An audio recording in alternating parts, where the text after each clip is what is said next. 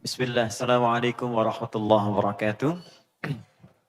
Teman-teman sekalian, Alhamdulillah kembali kita dipertemukan oleh Allah Subhanahu wa Ta'ala setelah kita melalui satu perjalanan yang cukup panjang di bulan Ramadan, latihan dan sekaligus juga penilaian di sisi Allah untuk menjadi lebih baik dibandingkan dengan hari-hari sebelumnya. Kita awali dengan berdoa kepada Allah. Semoga kita digolongkan oleh Allah termasuk orang yang sukses dalam menjalani ibadah Ramadan kita.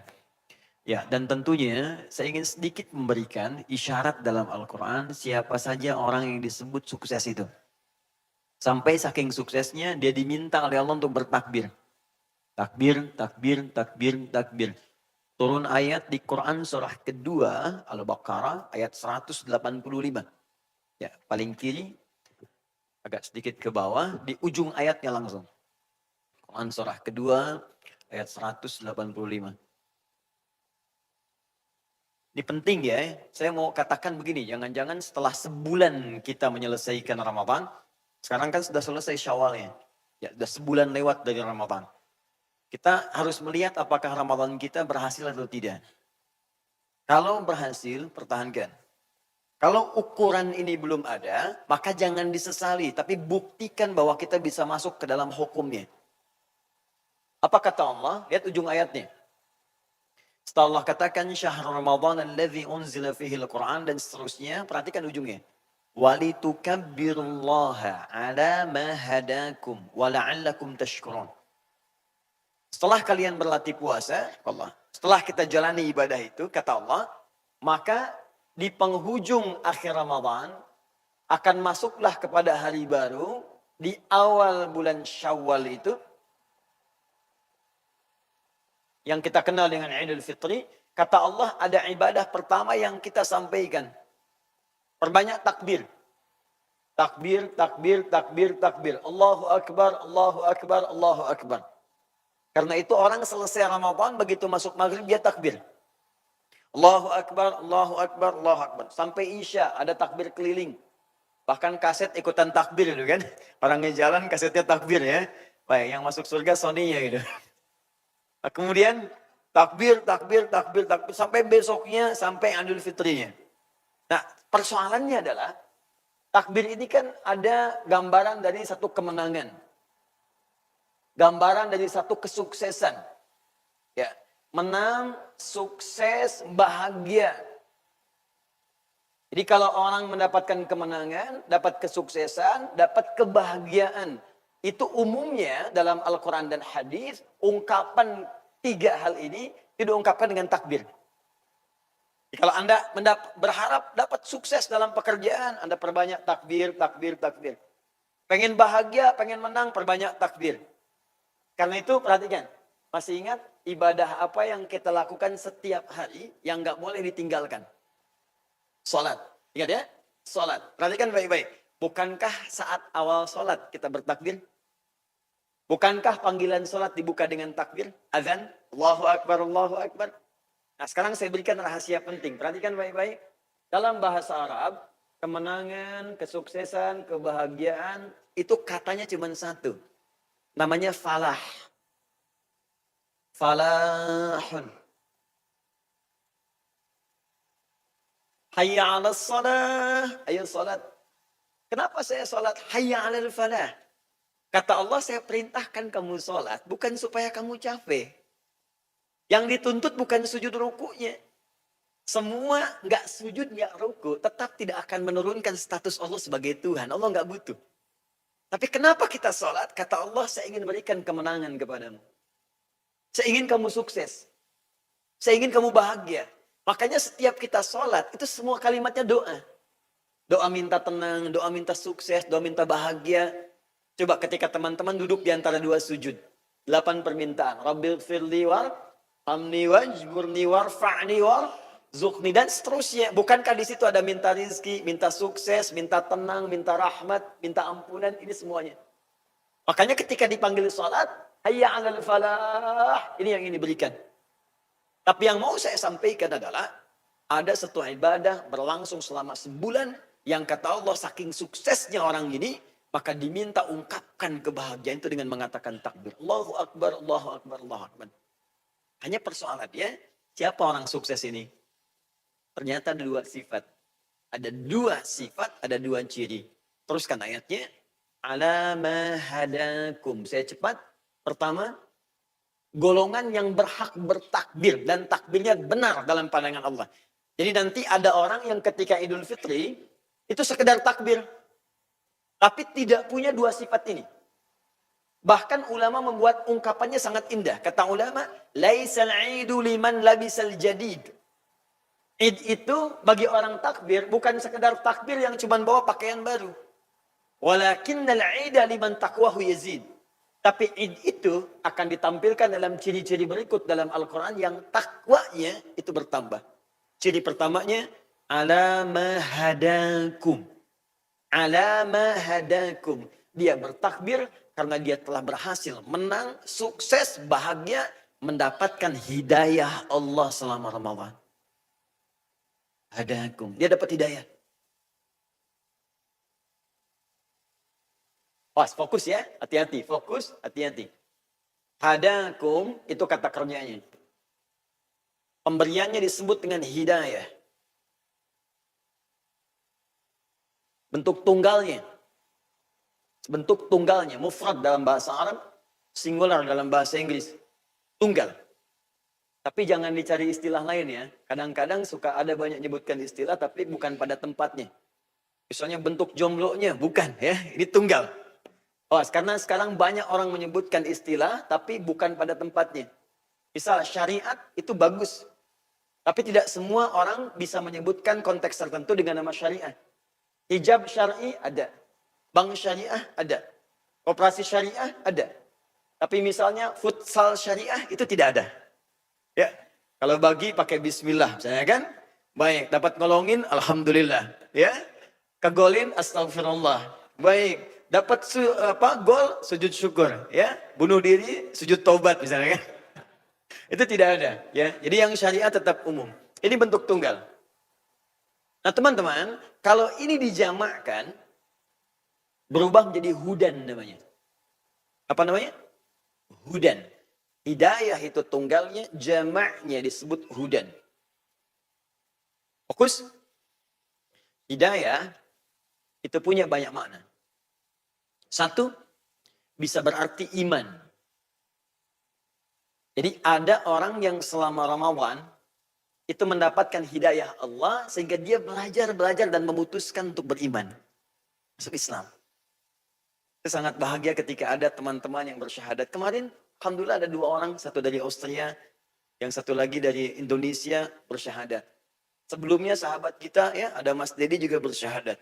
Sebelumnya ada lagi yang syahadat, ada yang selama Ramadan dan setiap tahun selama Ramadan itu pasti ada orang-orang yang pernah sentuhan. Tersentuh dia dengan kemuliaan Islam, masuk Islam.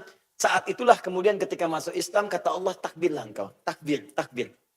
Karena ibadah yang telah engkau pelajari itu mendekatkan engkau dengan Allah sehingga mendapatkan anugerah iman. Di poinnya. 2, fokus. Hidayah juga bisa berarti peningkatan kuantitas dan kualitas ibadah. Sebelum Ramadan, maaf, sholatnya fardu saja. Kadang-kadang juga terlambat. Ya, 2, 4, 4, 3, 4. 2 subuh, 4 zuhur, 4 asar, maghrib 3, isya 4. Kadang-kadang terlambat. Saat Ramadan, jangankan fardu, tertinggal sunnah kita bisa gelisah. Silahkan cek, bukankah sholat tarawih itu sunnah? Tapi banyak orang yang tidak ingin ketinggalan sholat tarawih. Siapa di antara teman-teman akhwat yang baru maghrib sudah pasang sejadah? Dan sudah pasang kapling untuk mendapatkan bagian dari tempat sholat. Padahal sunnah kan? Anda bayangkan, jadi jangankan yang fardu, yang sunnah dikejar-kejar. Di tahajudnya dikerjakan, tarawihnya naik, baca Quran hampir tiap hari, malamnya ada yang khataman. Dan dahsyatnya, itu membekas dalam jiwanya. Jadi begitu selesai Ramadan, ada peningkatan. Ngukurnya begini ya, maaf, ada yang sering keliru. Kalau ingin mengukur sukses Ramadan, jangan dibandingkan dengan saat Ramadan. Tidak berbanding. Ramadan suasananya beda. Ini, sebelum Ramadan, ini pasca Ramadan. Di sini ada Ramadan. Anda misalnya, maaf sekali, sebelum Ramadan hanya salat fardu 5 waktu saja. Ramadan dilatih, sunnah meningkat, segala meningkat. Pasca Ramadan, Anda mulai senang dengan ibadah sunnah. Walaupun misalnya baru 2 rakaat sebelum subuh. Baru 2 rakaat sebelum zuhur. Ada yang tambah jadi 4. Ada yang tambah dengan ba'diyah maghribnya. Kalau ada perubahan dibandingkan dengan sebelum Ramadan, tandanya ada keberhasilan. Meningkat ibadahnya. Meningkat kualitasnya. Maka inilah kata Allah yang orang yang berhak bertakbir dan memperbanyak takbirnya. Dimohon izin kalau selama ini setelah sebulan meninggalkan Ramadan, kita Idul Fitri bertakbir, Allahu Akbar, bajunya bagus, makanannya banyak yang baru, ya, dan sebagainya. Tapi pada sampai detik ini, peningkatan ini belum terjadi, ibadah belum meningkat, kualitas belum bagus, maka ada yang perlu kita buktikan mulai saat ini. Jangan menghukumi saya gagal, bukan. Caranya mulai hari ini kita buat kurikulum ke depan. Saya harus buktikan saya berhasil. Ada orang wafat gak bisa kembali, pengen dapat Ramadan. Anda diberikan kesempatan bahkan pasca Ramadan. Kalau dengan sampai hari ini kita belum berubah, butuh berapa lama lagi? Kapan lagi gitu? Banyak orang wafat kata Allah pengen kembali. Fa'asaddaqa wa aku minas salihin. Ya Allah berikan saya kesempatan sebentar aja. Saya pengen perbaiki diri, saya pengen hijrah. Karena itu ayo kita berubah, tunjukkan lebih baik. Dan cara memulainya adalah ayo kita pelajari lagi tuntunan pokok dalam agama yang kita aktualisasikan dalam kehidupan kita. Kalau sudah paham isinya nanti, kata Allah, kalian pasti akan banyak bersyukur. Wala'allakum tashkurun. Dan di antara pokok itu, ada yang sangat terkait erat antara ibadah dengan kehidupan kita, yaitu ibadah salat. Alhamdulillah, kita telah bahas dari mulai pengertian salat, manfaat salat, cara salat, bacaan salat, hikmah salat, sampai dengan kerukuan. Ya, mohon izin saya tidak harus mengulang supaya waktunya tidak habis untuk mengulang. Teman-teman yang baru bergabung nanti silakan di-review di musyawarah ya. Saya kira ada rekamannya. Sekarang kita lanjutkan pada bab berikutnya dengan waktu yang singkat sampai dengan ke zuhur nanti tentang pembahasan i'tidal. Bangkit pasca ruku, bagaimana caranya, apa bacaannya, dan apa hikmahnya i'tidal dalam kehidupan kita. Seperti sebelumnya telah kita bahas pada rakaat-rakaat atau gerakan-gerakan yang sebelumnya. Bab sekarang kita akan bahas tentang i'tidal. Bismillah. Saya mohon izin akan fokus pada bahasan karena waktu kita sangat terbatas. Mudah-mudahan nanti kita bisa sisakan sedikit untuk diskusi ya. Daerah ini biar saya saja ya. Jadi yang nerangkan saya, nulis saya, ngapus saya, nggak apa-apa. Antum di situ aja biar fokus. Memang mungkin sudah begini nasibnya. Allahu Akbar. Ya. Di Palembang begini juga, Tanah Kusir begini, nyampe ke sini gini juga. Sabar ya Allah. Ya. Oke, sudah Mas, sudah. Memang biasa begitu dari dulu. Karena ini sahabat saya. Teruskan ya. Baik, yuk kita mulai. Saya tulis bahasa Arabnya i'tidal. Aspek yang kita bahas, satu caranya, yang kedua bacaannya, yang ketiga hikmahnya. Teman-teman masih ingat objektifnya? Saat kita akan memulai bahasan sholat di awal jumpa kita, saya tidak menginginkan apa yang diisyaratkan oleh Al-Quran, bahwa ada orang sholat tidak paham, tidak mengerti apa yang dibaca dan dilakukan dalam sholatnya. Masih ingat awal di jumpa kita? Kata Allah, ada sementara orang sholat bahkan tidak mengerti apa yang ia baca dan dia lakukan dalam sholatnya. Sehingga satu, kekhusyuan tidak hadir dalam jiwanya karena tidak mengerti apa yang ia lakukan. Yang kedua, hasil dari sholat itu tidak berdampak pada kehidupan seperti orang dulu karena tidak mampu mengamalkan apa yang kerjakan. Orang sholat dulu jadi orang baik. Turun Quran surah 29 ayat 45. Orang sholat dulu jadi sukses. Turun Quran surah ke-23 ayat ke-1 sampai dengan ayat keduanya. Orang sholat dulu jadi mudah hidupnya. Rumah tangganya enak, kerjanya mudah, bahkan rezekinya mengalir kemudian bahkan dari sisi yang tidak dia duga. Turun Quran surah 65 ayat 2 sampai 3 di tafsir Al-Baqarah ayat 2 sampai 3. Orang sholat dulu tenang jiwanya. Bahkan saking tenangnya, ada problem yang sangat dahsyat disikapi dengan muka yang berseri. Turunlah Quran surah ke-13 ayat ke-28. Jadi banyak hal. Bahkan orang sholat dulu, mau minta doa apapun, dipanjatkan dalam sholat, sebelum selesai sholatnya, jawaban sudah turun. Turun Quran surah ketiga ayat 38 sampai 39. Kenapa dulu ada orang sholat jadi baik, orang sekarang sholat tidak mendapatkan kebaikannya? Kenapa dulu ada orang sholat, ringan, tenang hatinya. Orang sekarang sholat, dalam sholat pun masih gelisah. Kenapa orang dulu kemudian sholat, mudah aktivitasnya. Kenapa orang sekarang makin banyak sholatnya, makin susah aktivitasnya. Apa yang salah? Landasan berpikirnya adalah, pertama, bukan sekedar dia tidak menunaikan sholatnya dengan baik dari segi caranya. Bukan sekedar bacaannya belum sempurna, tapi kebanyakan tidak menggali hikmahnya dan tidak mengaktualisasikan bacaan dan cara sholatnya dalam kehidupan. Jadi 3 aspek ini yang coba kita kaji dalam setiap turunan bahasan kita. Masuk pada i'tidal. Yuk kita mulai. Mohon izin seperti biasa, teman-teman ada yang mau bantu saya? Satu orang, ikhwan. Siapa saja boleh. Ya boleh. Boleh 2 orang juga, gak ada masalah. Ya. Bismillah. Satu-satu ya. Baik. Dua-duanya ruku, mohon izin. Menghadapnya kemana? Kiblat, baik ya. Supaya kelihatan sebelah sini saja ya. Ngadap ke sini supaya kelihatan dari sana. Jadi dua-duanya ke sini, jangan satu ke sini yang tabrakan. Ngadap sana. Ya, ngadap ke sana. Mundur sedikit. Izin teman-teman, silakan ruku. Bismillah. Maaf ya, dia untuk sedikit perbandingan. Ya, Masya Allah dua-duanya sudah baik, Masih ingat yang saya sampaikan dulu? Untuk posisi ruku'. Dalam ruku' pertama, punggungnya lurus. Ya, sampai dengan kepala, dua-duanya sudah baik. Masya Allah. Kemudian yang kedua, untuk mendapatkan posisi yang seperti ini, tangan ini, ya, tangan di bagian telapaknya, itu menekan ke siku, ke lutut, maaf. Jadi tidak terlampau tinggi ke atas, naikkan ke atas Mas Dur. Ini kalau ke atas naik ke paha sedikit, ini pasti akan naik ke atas punggung. Jelas ya? Kalau diturunkan di bawah lutut, turun sedikit ke bawah, ini pasti akan curam ke bawah. Di posisi yang paling ideal adalah tekan di lutut. Jelas? Yang kedua, ketika ini ditekan, itu pasti kemudian di belakangnya ada tegangan di sini. Ditekan dengan kencang, kuat, ini pasti akan tegang bagian belakang. Tarik dari sini langsung sampai ke bagian atas sampai lurus ke depan. Ini penting sekali, nanti kalau ini kita kerjakan dengan baik, yang pegel-pegel, yang capek, yang macam-macam, ini hilang. Ya, tapi poinnya adalah, perhatikan, ini baru cara. Bacaannya sudah kita bahas, masih ingat hikmahnya? Kita membaca apa saat ruku dulu? Subhana rabbiyal azim, atau subhana rabbiyal azimi wa bihamdi, atau subhanakallahumma bihamdika, Allahumma gfirli. Mohon izin, cukup sebentar, tahan sebentar, duduk di sini saja. Supaya saya mudah minta bantuan.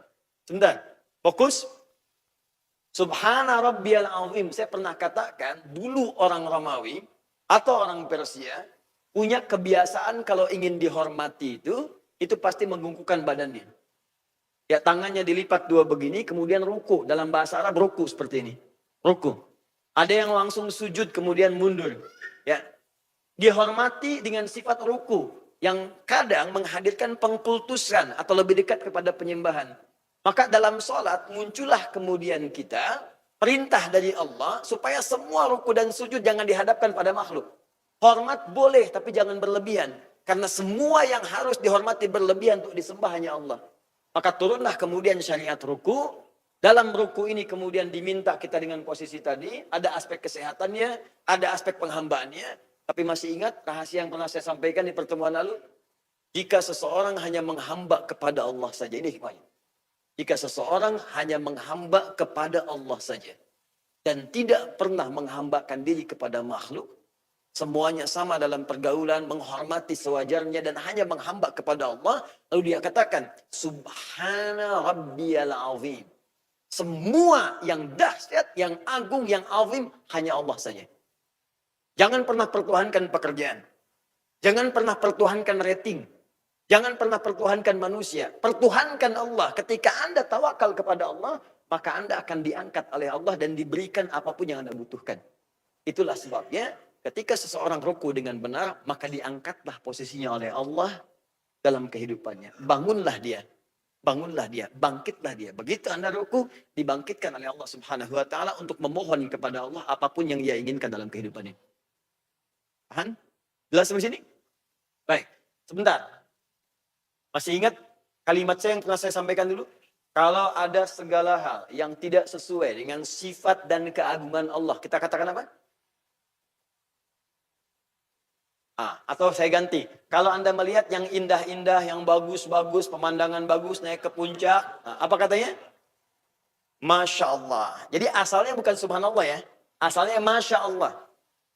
Tapi kalau Anda menyaksikan sesuatu yang tidak bagus, tidak sesuai dengan hukum Allah, bukan sesuai dengan sifat Allah, katakan subhanallah. Subhanallah. Misal, Quran surah kedua ayat 116, paling kiri pertengahan. Wa qalu takhadzallahu walada. Mereka berkata Allah punya anak, gak sesuai dengan sifat Allah. Katakan subhana. Mereka berkata mustahil Muhammad, Tuhanmu gila. Bisa memperjalankan engkau dari Masjidil Haram ke Masjidil Aqsa cuma semalam, maka turun Quran surah 17 ayat pertama. Subhanalladzi asra, pakai subhan. Kadang-kadang dalam keseharian kita nggak sadar. Ada yang kita agungkan selain Allah. Sedang bekerja, panggilan sholat tiba. Harusnya kan Allah yang kita respon. Sengaja diundur-undur sholat, padahal bisa mengerjakan tepat waktu. Sengaja menunda zakat, padahal bisa dikeluarkan pada saat itu. Sengaja menunda sedekah. Sengaja menunda bacaan Al-Quran. Padahal kita bisa melakukannya pada saat itu. Hanya untuk kemudian memenuhi hasrat dunia kita. Maka disitulah kita katakan subhanallah. Ya Allah, sebetulnya yang agung itu bukan pekerjaan saya. Yang agung itu engkau. Bisa engkau wafatkan saya saat saya bekerja. Bisa engkau wafatkan saya saat saya sedang melakukan aktivitas. Makanya kita roko mengatakan, ya Allah, kalau selama ini saya salah dalam bermunajat kepadamu, maka mohon ampuni dosa saya. Subhana rabbiyal azim. Semuanya tidak ada yang lebih agung dibandingkan Rabbku. Ketika Anda bisa tawakal seperti itu, maka masih ingat Quran surah ke-48 ayat 29. Kata Allah, orang yang sholatnya bisa seperti itu, maka diperkenankan dia memohon yang terbaik, yang istimewa dalam hidupnya. Jangan minta yang biasa. Pertemuan lalu yang terakhir. Ya, Muhammadur Rasulullah. Walladzina ma'ahu asyiddau 'alal kuffar, ruhama'u bainahum, tarahum ruk'an sujada. Engkau akan lihat sifat istimewa umat Nabi Muhammad, kata Allah, dalam rukunya. Ketika benar rukunya, maka mereka boleh memohon kepada Allah apapun yang mereka inginkan, termasuk yang paling istimewa. Jadi ketika Anda tunduk, saya akan berikan apa yang kamu minta, kata Allah. Jadi mohon maaf ya, kalau selama ini Anda memohon dan belum terkabulkan, jangan-jangan selama ini kita belum patuh pada Allah. Orang tua saja kita patuhi, apa yang kita minta dikasih. Kadang yang nggak kita minta, itu dibeliin gitu. Kita patuh pada Allah, apa yang Allah nggak punya. Jadi kalau selama ini Anda berdoa belum terkabul, jangan-jangan bukan nggak dikabulkan, kitanya yang belum patuh. Coba lihat deh Quran surah kedua ayat 186, paling kiri sebelah bawah. Sebentar ya, nanti kita masuk lagi ke praktik. Quran surah 2 ayat 186, ini ayat tentang doa. Fokus. Wa idza sa'alaka ibadi, kata Allah Muhammad SAW, jika ada hambaku bertanya kepadamu tentangku. Maksudnya, jika ada hambaku ingin mencariku. Ingin mencari, ingin datang kepadaku. Fa inni qarib, katakan padanya jangan lelah. Yakinkan pada dirimu aku dekat. Memberi harapan. Tapi yang paling menarik, motif orang ingin mendekat kepada Allah biasanya cuma dua. Kalau bukan ingin bertobat, pasti punya kebutuhan yang dimohonkan. Pengen berdoa. Silakan cek. Dulu jarang tahajud. Pas besok mau dapat proyek langsung tahajud. Malamnya doa. Dulu jarang puasa. Besok anak mau ujian baru ibunya puasa. Kan? Dulu jarang baca Al-Quran. Besok ada kebutuhan baru baca Al-Quran. Demikian itu biasa, normal. Itu biasa saja, itu standar. Tapi yang paling dahsyat kata Allah, yakinkan pada hambaku Muhammad SAW, sepanjang mereka punya permintaan, pasti aku kabulkan. Ujibu da'watad da'i idza da'ani. Kalau mereka punya permintaan apapun, aku akan berikan. Jadi standar doa itu, kalau Anda berdoa, sepanjang doanya baik, pasti akan dikabulkan. Tapi kalau ingin cepat dikabulkannya, Teruskan ayatnya. Faliyastajibuli. Kalau pengen cepat dikabulkan, maka seruan aku pun, perintah aku pun penuhi dengan cepat. Anda berdoa, Anda menyuruh Allah, gitu kan? Anda ingin cepat dikabulkan. Kalau ingin cepat dikabulkan, maka seruan Allah pun respon dengan cepat. Misal, Allah minta kita sholat. Allah menyuruh kita. Anda diminta sholat, menunaikan sholat subuh. Waktu subuhnya jam 4 misalnya 45. Dipanggil 4.45, Anda datang 4.45. Sholat Allahu Akbar, tepat pada waktunya. Maka saat Anda meminta pun Allah berikan tepat pada waktunya. Ada yang dipanggil 4.45, dia bangun dari jam 3. Maka ada orang yang bahkan sebelum meminta, Allah cukupkan kebutuhannya. Sehingga seakan-akan gak punya kebutuhan. Karena setiap ada keinginan, diberikan sebelum dia meminta. Ada yang dipanggil 4.45, dia baru datang jam 5.44. Tunda.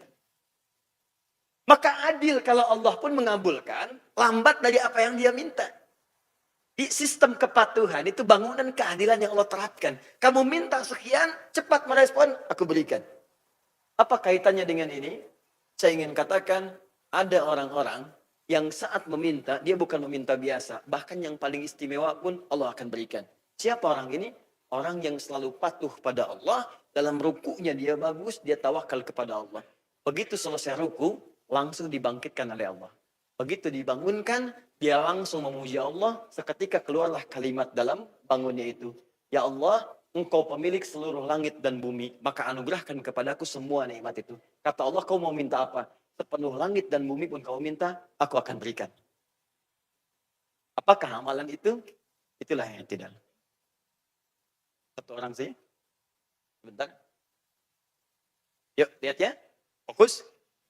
Ruku. Saya ingin kita paham dulu cara berpikirnya. Kalau sudah paham, nanti kita teruskan untuk cara dan bacaannya. Fokus baik-baik. Ini ruku. Kita tawakal pada Allah. Kita katakan subhana rabbiyal azim. Kita katakan subhana rabbiyal azim bihamdi. Puji Allah. Wa bihamdi. Kami memuji Allah. Ya Allah, Engkau yang agung, tidak ada selain Engkau. Saya taubat ya Allah, selama ini ada saya banyak salah. Saya minta ampun ya Allah. Ampuni dosa saya ya Allah. Saya hanya mengagungkan Engkau saja. Ketika Anda katakan, saya hanya memuji-Mu bihamdi. Lalu Anda naik. Diangkat kemudian naik, bangun. Begitu bangun, perhatikan kalimatnya. Apa yang diucapkan? Sami'allahu liman hamidah. Tahan sampai sini. Kita belajar dulu cara bangunnya. Untuk belajar bacaannya, terakhir kita akan bahas apa makna dari bacaan itu. Kadang-kadang ada banyak orang yang hanya membaca bacaan itu saja. Rahasianya nggak dilakukan. Sehingga banyak orang tidak berdoa apa yang dimintakan pada saat itu yang dia butuhkan. Itu yang nanti kita akan dalami. Sekarang kita masuk kepada caranya dulu. Karena banyak orang meminta tapi caranya nggak benar, maka mustahil juga bisa dikabulkan. Mohon izin mas. Yuk, ngadap ke sini sekarang. Ruku. Baik, bangkit. Bebas, yang sering dilakukan. Bacaannya apa? Ya. Tahan. Sami'allahu liman hamidah. Tahan dulu tangannya di atas tadi. Mas Ali, silakan. Di ruku. Ya. Bangkit. Sami'allahu gimana? Tahan, lihat sini. Ini ada yang di sini, ini ada yang di sini. Ya, ini bagian pertama, tangannya di sini. Bagian kedua, tangannya di sini. Sudah kelihatan bedanya? Baik. Yang ketiga, ada yang lain lagi? Teman-teman, ada yang lain lagi? Ada? Silakan maju ke depan. Gak apa-apa. Tangannya tetap di sini ya. Kalau saya gini kan, baru turun. Ayo mas, gak apa mas Don, silakan. Gak apa-apa. Futsal lupain aja, sekarang kita sedang sholat. Bismillah, Allahu Akbar. Fadal. Geser sedikit. Apa lah ya. Tangannya jadi berubah. Langsung begini atau ruku dulu? Oh iya sih. Ya Allah, bismillah. Sami Allah liman hamidah. Bangkit. Tahan. Baik. Ini di sini, ini di sini, itu di sini. Ada yang lain lagi? Ada pernah melihat yang saat bangkit tangannya nggak diangkat? Ada ya? Oh, berarti ada yang keempat ya. Baik, ini saya saja. Sudah ruku, bangkit, sami Allah Waliman haidat tangannya di sini. Perhatikan. Ini bagian pertama, yang kedua, yang ketiga, yang keempat. Baik, di antara ini mana yang benar? Sekarang turunkan tangannya sedikit, turunkan lagi, turunkan lagi. Tangan. Yang benar seperti yang dicontohkan Nabi. Itu yang paling benar. Bagaimana menemukan yang dicontohkan Nabi? Kembalikan ke keterangan dari orang-orang yang pernah mencatat dari Nabi. Referensinya pertama di Al-Bukhari. Hadis riwayat Al-Bukhari. Nanti kalau teman-teman ditanya, jadi punya argumentasi. Nomor hadis 757. Ada dua riwayat dengan di 737. Juga di hadis riwayat Muslim. Nomor hadis 397. Yang meriwayatkannya sahabat Nabi, namanya sahabat Abu Hurairah. Ini julukannya, nama aslinya Abdurrahman. Sebelum masuk Islam namanya Abdul Syams. Masuk Islam jadi Abdurrahman bin Sahar. Punya julukan Abu Hurairah, sudah pernah saya sampaikan. Pernah melihat seseorang sedang sholat, kemudian dibimbing oleh Nabi cara sholat yang benar. Orang itu yang dilihat dibimbing itu namanya Khalad bin Rafi Az-Zuraiqi. Namanya Khalad. Di Khalad ini pernah sholat di samping Nabi, diminta diulang sholatnya oleh Nabi sampai 3 kali. Kelihatan oleh Abu Hurairah. Ketika diulang ini, dari awal sampai akhir, sampai ke i'tidal. Ketika ketahuan oleh Abu Hurairah, disampaikan ke orang-orang setelahnya, dicatat oleh Imam Al-Bukhari, dapat di sahihnya nomor hadis 757 dan 737. Di hadis Muslim, nomor hadis 397. Jelas sampai sini? Halo, jelas? Belum saya bacakan hadisnya, ya. Baik, saya perjelas dulu. Lihat baik-baik. Teruskan. Thumma idza raka'a bima makna, kemudian jika beliau kemudian ruku satu orang sini. Fala yarka hatta tatma'inna raki'an. Maka tidak selesai dulu dari ruku ini sampai keadaannya tenang dalam rukunya. Tumanina. Jangan bangkit dulu. Izin ya, jangan bangkit dulu. Bahkan jangan langsung berdoa. Jadi ruku dulu dengan baik, sempurna dulu bagian tangannya, kakinya, bagian punggungnya. Setelah merasa tenang, darahnya mengalir enak, keadaannya tenang baru berdoa. Subhana rabbiyal azim, subhana rabbiyal azim bihamdi. Sehingga kita merasakan kenikmatan dalam doanya. Baru setelah ini, perhatikan baik-baik. Perhatikan baik-baik. Wa rafa'a, kemudian dia bangkit.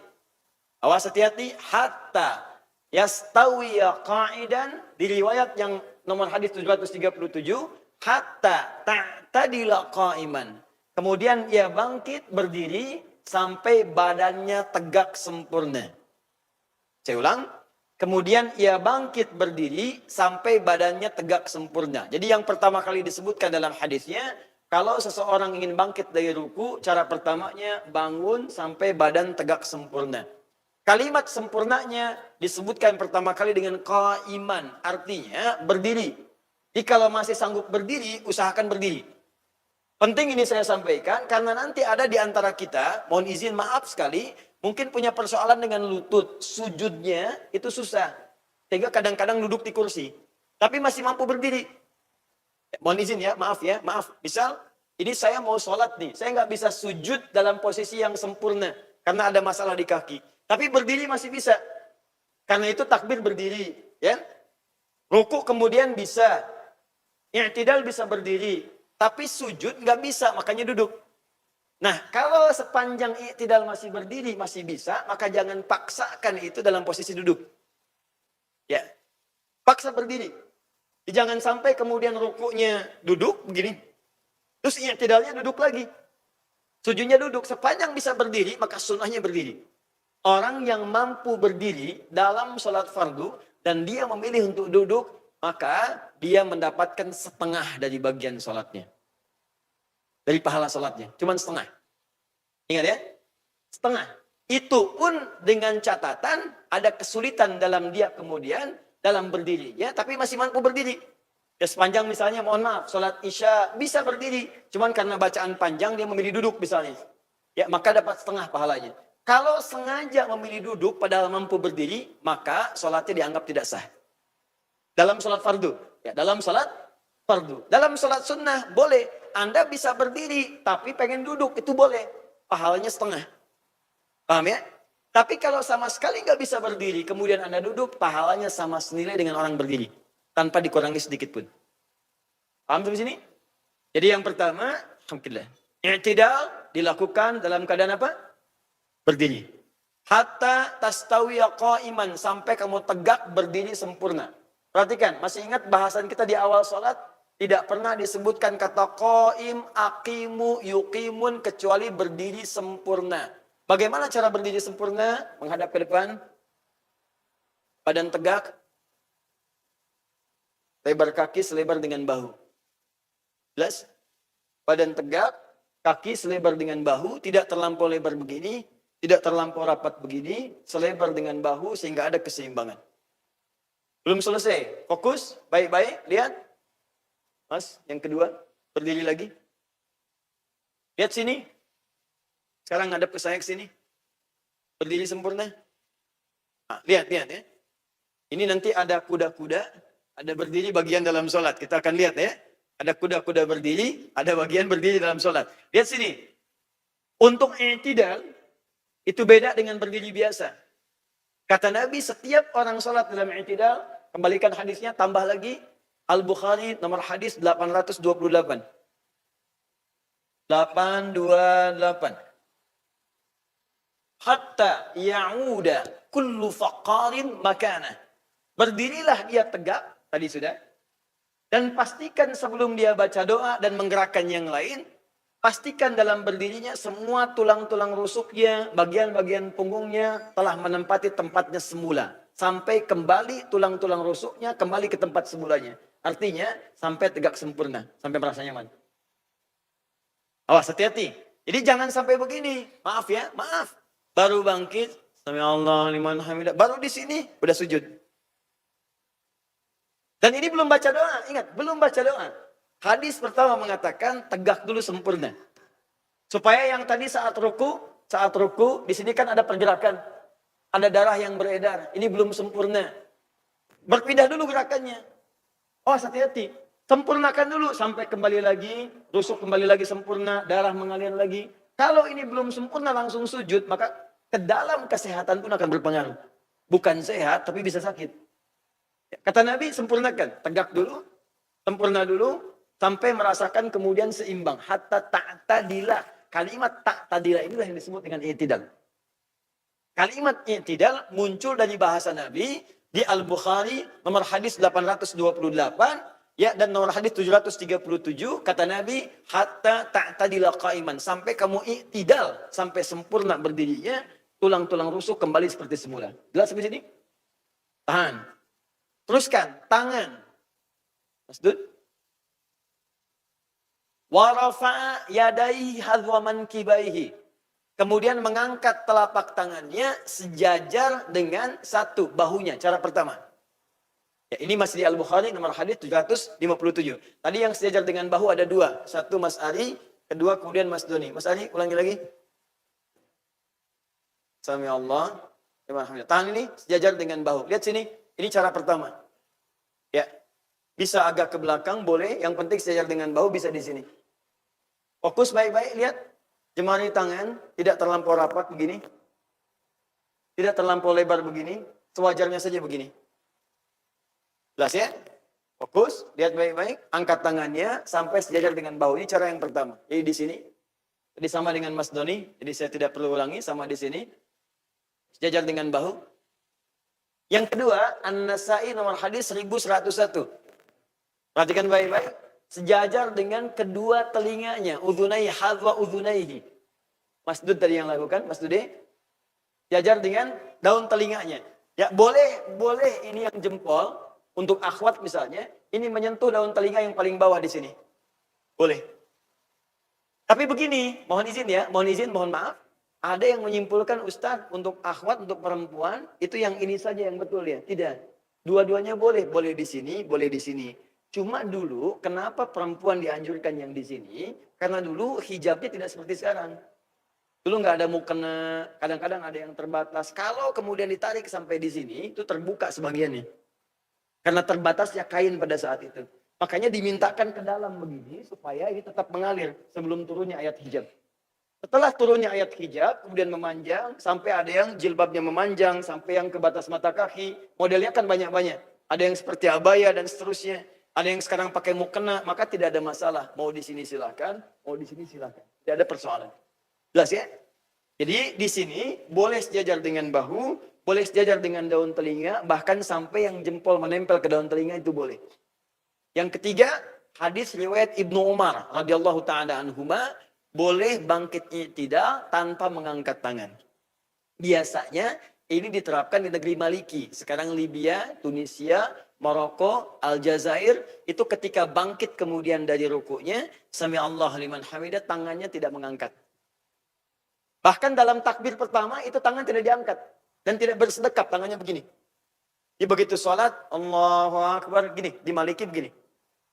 Ya, tangannya begini dan tidak pegang mic ya. Jadi mohon izin ya. Dan ini kalau sedang lihat begini, misal teman-teman sedang umrah, sedang haji, lihat yang begini, jangan diajak ngobrol. Hey bro, what are you doing? Misalnya itu sedang sholat. Karena saya pernah kejadian, saya awal ke Tripoli, kemudian ketemu teman, jadi menunggu waktu sholat, sudah adzan, ya dia berdiri begini. Saya kira sedang baru masuk ke masjid, kemudian berdiri begini. Saya tanya, hey, enak. Bahasa kita, kemana aja gitu? Have you been? Saya tanya, kemana aja kamu? Tiba-tiba, Allah. Dia orang itu sedang sholat. Jadi orang yang tangannya begini, itu belum tentu Syiah. Belum tentu Syiah. Jangan disimpulkan semua yang begini Syiah. Tidak. Nanti ketika dia sujud, baru kelihatan mana Syiah, mana Sunni. Sujudnya kelihatan. Pas bangkit dari sujud, nanti ada tepuk-tepuk dulu begini. Kalau sholat di belakang orang Sunni, dia mundur sedikit nanti. Ya, nanti kelihatan dari batu yang disimpan, ditutup sejadah, atau kemudian bangkit dari sujud, dia tepuk-tepuk begini, nah itu umumnya Syiah. Tapi kalau berdiri begini, tangan tidak bersedekap, atau tidak bertakbir, jangan disimpulkan Syiah. Kamu Syiah ya? Bukan, saya Husain. Nah, itu jangan tidak semua harus ditanya ya. Paham ya? Baik. Jelas sampai sini? Oke. Jadi kalau misalnya ada yang begini, Sami Allahu liman hamidah, tangan di sini benar tidak? Benar. Kalau ada yang di sini tangannya benar tidak? Kalau ada yang di sini benar tidak? Ah, jadi kalau yang salah, yang tidak salah. Kita sepakat itu. Ya. Jadi tolong jangan berselisih, jangan kemudian berikhtilaf pada sesuatu yang dipersamakan atau dibenarkan oleh Nabi. Sahabat nggak berselisih. Awas, tabi'in tidak berselisih. Orang salaf tidak berselisih. Para imam tidak berselisih. Anda sahabat bukan. Tabi'in bukan. Imam bukan. Makmum kadang-kadang. Gitu kan? Tiba-tiba Anda berselisih. Ah, jelas ya? Paham ya? Nah, kalau sudah paham, sekarang saya izinkan untuk kembali. Sekarang kita masuk ke bacaannya. Lihat sini. Ada 3 rahasia dalam bacaan. I'tidal. Dan jumlah bacaannya ada 12. Bukan cuma 1, 2, 3, atau 4. Ada 12 bacaan i'tidal. Fokus. Nanti yang paling populer dari 12 ini ada 3 bacaan. Jadi saya sederhanakan kepada 3 bacaan karena ini yang paling populer. Lihat sini, fokus baik-baik. Kita dari ruku tadi, bangkit.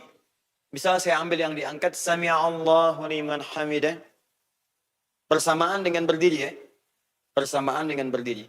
Kemudian, perhatikan baik-baik. Kalau Anda jadi imam, jadi makmum, maka kalimat ini mutlak untuk diucapkan. Ada yang menyebutkan fardu, ada yang menyebutkan sunnah muakkadah. Tapi umumnya mayoritas mengatakan karena disatukan dengan gerakan sholat, maka dia wajib untuk diucapkan kalimat ini. Jadi begitu Anda naik, Sami Allahu liman hamidah, kan?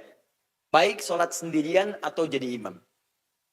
Kalau menjadi makmum, maka ada 2 pilihan. Bisa mengulang kalimat yang sama, Sami Allahu liman hamidah, atau menjawab dengan kalimat yang kedua, Rabbana walakal hamd. Perhatikan, kalimat pertama Sami Allahu liman hamidah itu istilahnya disebut dengan tasmi' namanya. Nanti saya berikan rahasianya di akhir. Tasmi'. Tasmi'. Dari kata sami'a, Allah tasmi'. Apa itu tasmi'? Memperdengarkan sesuatu. memperdengarkan sesuatu. Kita ingin memperdengarkan kepada Allah tentang pengakuan kita kepada Allah. Ya, lihat sini, kan Allah perintahkan dalam ruku, hei, pasrah kepadaku, jauhkan dari hal yang tidak penting, minta kepadaku, menyembahlah padaku, tawakal kepadaku. Lalu kita katakan, Subhana rabbiyal azim, wa bihamdi. Ya Allah, engkau perintahkan saya ruku, saya ruku. Dan saya katakan subhana rabbiyal azim. Ya Allah, mulai hari ini saya akan tunduk kepadamu yang agung hanya engkau saja. Saya tidak akan persekutukan engkau dengan apapun. Maka Anda kemudian bangkit. Saat kata Allah bangkit, Anda katakan, Sami Allah. Allah, engkau pasti mendengar apa yang tadi telah saya sampaikan. Jelas? Itu yang disebut dengan tasmih. Jadi kenapa bacaan Anda saat bangkit dari ruku beda dengan ketika ruku? Semua bacaan perpindahan sholat itu selain i'tidal semuanya Allahu Akbar. Silakan cek. Mau ruku, Allahu Akbar. Mau sujud, Allahu Akbar. Bangkit dari sujud, Allahu Akbar. Bangkit dari tahiyat, Allahu Akbar. Cuma bangkit dari ruku, sami Allahu liman hamidah. Cuma itu. Apa rahasianya? Apa maknanya? Karena ketika Anda diperintahkan ruku tadi, Anda diperintahkan ruku kamu sekarang. Ya tawakal kepadaku, ya Allah, saya katakan, engkau yang paling agung. Tidak ada yang agung selain engkau. Mulai hari ini saya akan patuh kepadamu. Engkau pasti dengar apa yang saya sampaikan. Maka ketika Anda bangkit, Anda katakan, Sami Allah. Ya Allah, engkau pasti mendengar apa yang tadi saya sampaikan. Dan ketika saya memujimu, Subhana rabbiyal azim wa bihamdi. Hamdi, kalimat pujian. Bahasa singkatnya disebut dengan tahmid namanya. Tasmi' dan tahmid. Tahmid. Makanya Anda katakan, engkau pasti mendengar ya Allah, barusan aku mengakui engkau yang paling agung dan aku memujimu. Kalimat pujian itu dimunculkan kembali, Sami Allahu liman hamidah. Allah pasti mendengar pada orang yang tawakal tadi, plus ketika aku memujinya. Maka makmum mengatakan, Rabbana walakal hamd. Ya Allah, aku tegaskan lagi, engkaulah yang punya segala pujian dalam kehidupan. Di kalimat Rabbana walakal hamd, itu boleh diucapkan oleh makmum tanpa mengucapkan Sami Allahu liman hamidah. Jadi kalau imamnya Sami Allahu liman hamidah tasbih, dijawab oleh makmum, ya Allah, kami pun mengakui engkau, kami tetapkan yang paling layak mendapatkan pujian. Rabbana walakal hamd. Jelas sampai sini? Kalau Anda sholat sendirian, Anda boleh cukupkan pada kalimat Sami Allahu liman hamidah, walaupun tanpa mengucapkan Rabbana walakal hamd. Tapi kalau ingin sempurna, ucapkan kalimat Rabbana walakal hamd sebagai pengakuan dari kita dan penegasan pujian kita kepada Allah Subhanahu wa taala. Paham? Hanya ini belum selesai sampai di sini kisahnya. Banyak orang yang ketika mengucapkan ini langsung sujud. Salatnya betul sah. Saya ulang. Salatnya betul, salatnya sah. Cuman sayang dia tidak memanfaatkan momentum yang Allah janjikan untuk mengabulkan apa yang ia akan mintakan walaupun sepenuh langit dan bumi. Nih, perhatikan sini. Izin mas, boleh siapa saja maju ke depan? Boleh siapa saja? Siapa saja boleh? Saya pegang botol minuman, saya berikan pada Mas Tude. Apa tadi yang diucapkan? Terima kasih. Terima kasih ya. Ketika diucapkan terima kasih, kita jawab apa? Sama-sama. Bisa demikian kan? Itu manusia. Begitu diminta, terima, kasih. Terima, kasih. Kalau sudah terima, kasih. Saya ucapkan, saya sampaikan, ini mas, terima kasih, jawabannya sama-sama. Allah lain. Allah mesti beda dengan makhluk. Ketika ada seseorang mengucapkan terima kasih kepada Allah, memuji Allah, maka Allah akan balas dengan yang lebih mulia dari apa yang pernah ia dapatkan sebelumnya. La in syakartum la azidannakum. Quran surah 14 ayat 7. Ketika Anda bersyukur kepada Allah, baik memujinya, bertakbir kepadanya, pasrah kepadanya, Allah pasti akan tambahkan apapun yang Anda butuhkan.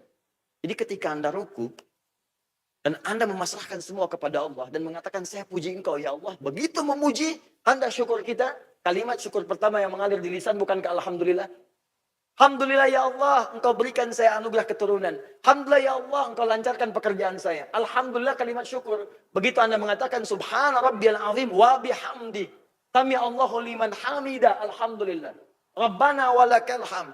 Kaidahnya mengatakan setiap mengucapkan alhamdulillah, apa yang kamu butuhkan aku berikan. La azidannakum. Maka ketika Anda mengatakan Rabbana walakal hamd, Allah turunkan kalimat, apa yang kamu butuhkan? Kata Allah, lihat kalimatnya. Diturunkan kalimat lewat lisan Nabi. Mil as-samawati wa mil al-ardi wa ma bainahuma wa mil ma syi'ta min syai'im ba'du. Ya Allah, Engkau yang punya sepenuh langit, Engkau yang punya sepenuh bumi, Engkau yang punya di antara langit dan bumi, Engkau yang berkehendak memberikan apapun yang dimohonkan selain daripada itu. Maka ketika kalimat itu muncul, Allah berikan kesempatan. Mau minta apa? Sepenuh langit, sepenuh bumi, atau di antara keduanya, aku berikan pada saat ini.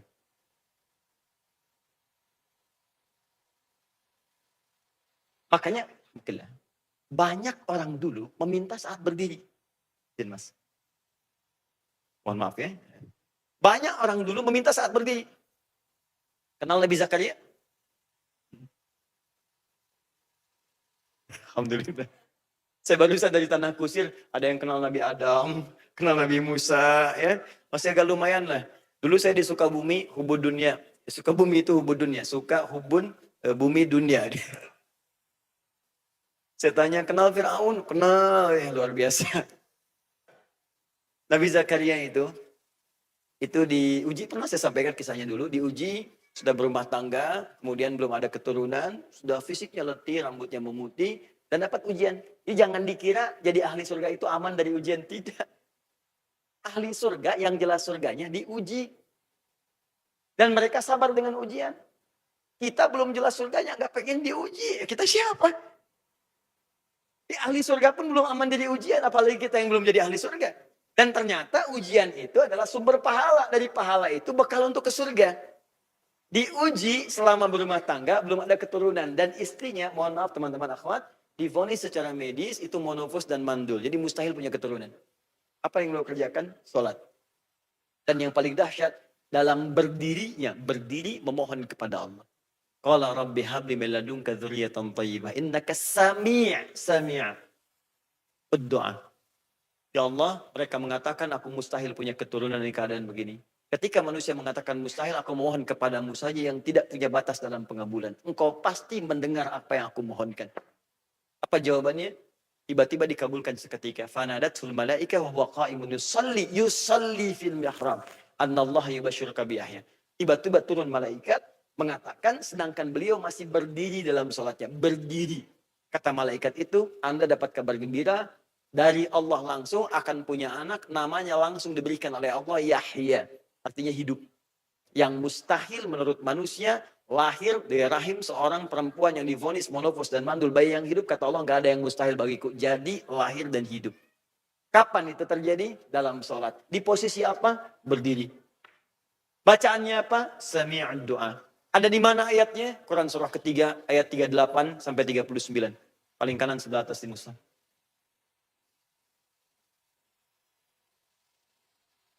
Saya tanya pada Anda, saatnya tidak berdiri atau duduk? Adakah bacaan saminya? Ada sami Allahu liman hamidah. Rabbana walakal hamd. Setelah itu silakan pilih. Anda ucapkan, kalau Anda punya kebutuhan yang banyak, yang sifatnya mungkin sulit dipanjatkan dengan lama-lama, maka ucapkan kalimat yang telah kita hafalkan. Mil as-samawati wa mil al-ardi wa mil ma syi'ta min syai'im ba'du. Ingat ada mil'a, ada mil'u. Bacaannya sedikit beda. Maksudnya dua-duanya benar.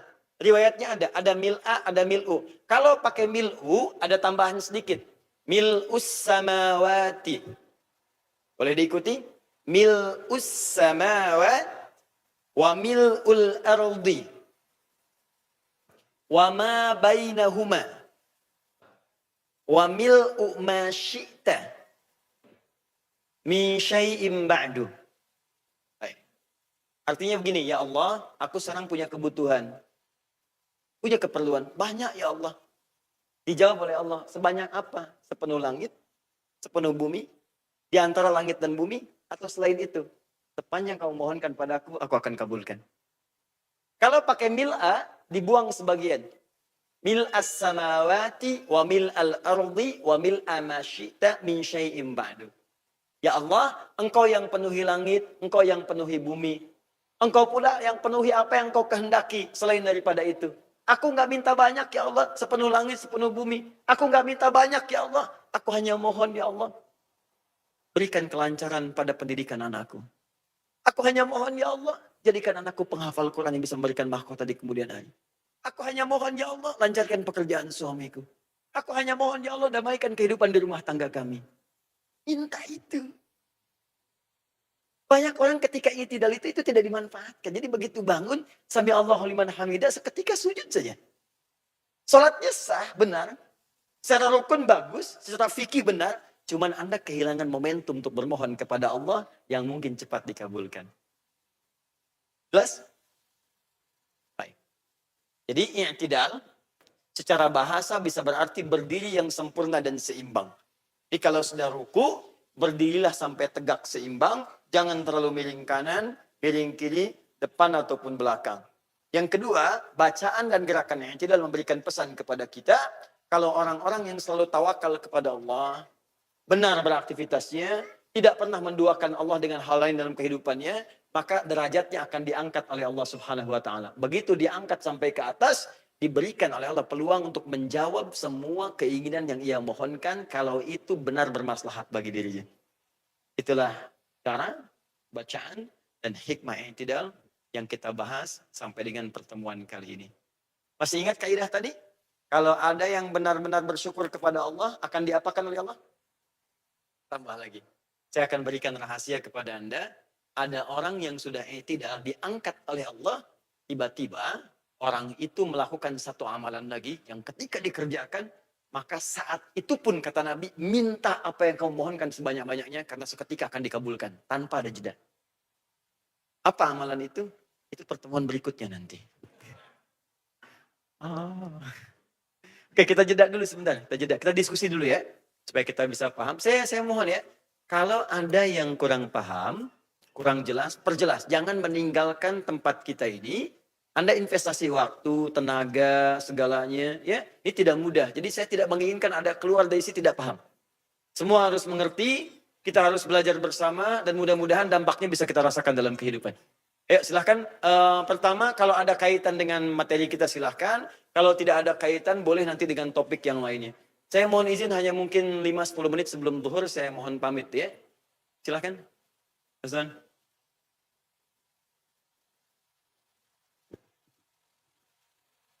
Oke.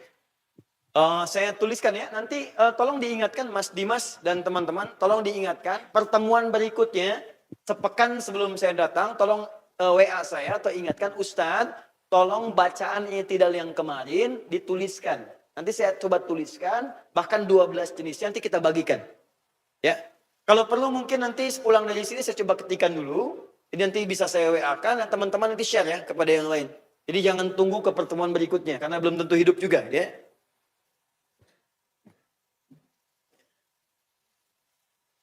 Ya kita nggak bisa pilih ya. Bisa Mas Ali duluan, saya belakangan itu mungkin. Mungkin ya. Atau ditukar, saya belakangan di duluan juga bisa. Tapi memang mungkin saya bisa duluan. Ya, duluan mengangkat jenazah antum. Udah ya, fokus ini. Bertanya tentang mil'u dan mil'a. Ya, saya agak cepat saja. Yang satu, tulisannya sama-sama begini. Mil'u. Bisa dibaca juga a, mil'a. Saya ulang ya. Bisa dibaca mil'u, bisa dibaca mil'a. Ini agak sedikit panjang sih, cuman saya sederhanakan. Saya bagi sedikit ya. Saya kuliah salah satunya di jurusan bahasa Arab. Karena cinta dengan Al-Quran. Karena saya dapat berita semua huruf Al-Quran, ayat Al-Quran, bahkan semua rangkaian kata Al-Quran itu semua mukjizat. Maka saya pelajari bahasa Al-Quran, ternyata Masya Allah saya temukan. Bahkan semua harokat dalam Al-Quran itu ada maknanya. Harokatnya, hurufnya, dan segalanya. Nah kalau Anda masuk jurusan bahasa Arab, itu yang dibaca A, I dengan U, itu bukan sembarangan bacaan. Tapi ada makna-maknanya. Contoh ya, contoh. Tapi ini dalam sekali. Ini disebut rofa namanya. Apa namanya? Rofa. Rofa itu artinya tinggi. Tinggi, terangkat. Jadi kalau ada kalimat-kalimat, mohon izin, kalimat-kalimat dalam ibadah yang menggunakan kata rofa, artinya ketika Anda mengerjakan itu, Anda akan diangkat oleh Allah Subhanahu wa Ta'ala. Bacaannya U. U. U itu namanya dhammah. Dhammah. U. Di ilmu tajwid disebut dhammah. Tahu artinya dhammah? Dhammah itu dari kata indhamma yadhummu, sesuatu yang mengumpul banyak. Kalau ada ibadah menggunakan sifatnya dhammah dan rafa, artinya orang ini bukan sekedar diangkat, ditinggikan oleh Allah, tapi akan mendapat anugerah yang banyak dari Allah Subhanahu wa taala. U. Kalau harakatnya fathah, a, ini a, dari kata fathah, sesuatu yang terbuka. Ada peluang dibuka oleh Allah, bisa kisah, bisa ibrah, bisa manfaat, ya bisa banyak hal. Jadi kalau Anda menemukan dalam Al-Quran, sebuah kalimat dibuka dengan A, menunjuk misal pada orang, itu artinya ada kisah inspiratif di masa lalu yang akan dibuka pada kita sekarang, dan itu amalkan untuk mendapatkan maslahat yang kita dapatkan. Contoh, Nabi Ayub pernah sakit. Divonis oleh medis, tidak mungkin sembuh. Ketika Allah memperkenalkan Nabi Ayub dalam Quran surah ke-21 ayat 83 sampai 84. Allah buka dengan fathah A. Wa ayyuba, bukan wa ayyubu, bukan wa ayyubi. Ayyuba, wa ayyuba. Terapkan kaidah ini. Kata Allah, dan saya buka sekarang pada kamu kisah tentang Ayub yang dulu pernah sakit. Jadi kalau kamu sekarang sakit, jangan mengeluh, orang dulu pun pernah sakit. Nabi aja sakit. Dan sakitnya Ayub lebih parah daripada kamu sekarang. Sakitnya Ayub lebih dahsyat daripada kamu sekarang. Apakah Ayub mengeluh? Tidak. Apakah Ayub pesimis? Tidak. Apakah Ayub mencela Allah sampai mengatakan, ya Allah kapan saya sembuh? Ya Allah kenapa engkau perlakukan saya begini? Ayub yang nabi, yang rasul bisa bersabar dengan sakitnya padahal ahli surga. Kenapa engkau yang bukan nabi dan rasul tidak bersabar? Maka kata Allah, saya buka kisah ini dan saya berikan kepada engkau rahasia Ayub. Ayub mengerjakan amalan ini, kerjakan amalan ini. Di ujung ayat ditutup dengan kalimat wa dzikra lil abidin. Kalau ada hamba beriman siapapun, walaupun bukan nabi, bukan rasul, mengerjakan amalan seperti Ayub, saya sembuhkan, kata Allah, seperti saya sembuhkan Ayub alaihissalam. Itu cara bacanya, cuman fathah A. Kalau I itu biasanya menunjuk pada sesuatu yang halus, lembut, ya, kasrah, pecah, kecil. Makanya perempuan selalu identik dengan I. Laki-laki anta, perempuan anti. Jazakallah khair, jazakillah khair. Jadi kalau I itu ke perempuan, Bu. Kalau pengen ke laki-laki pakai jazaka. Ini penting saya sampaikan karena saya punya pengalaman yang unik. Saya sudah pakai batik, pakai peci, tampilannya sangat jelas sekali.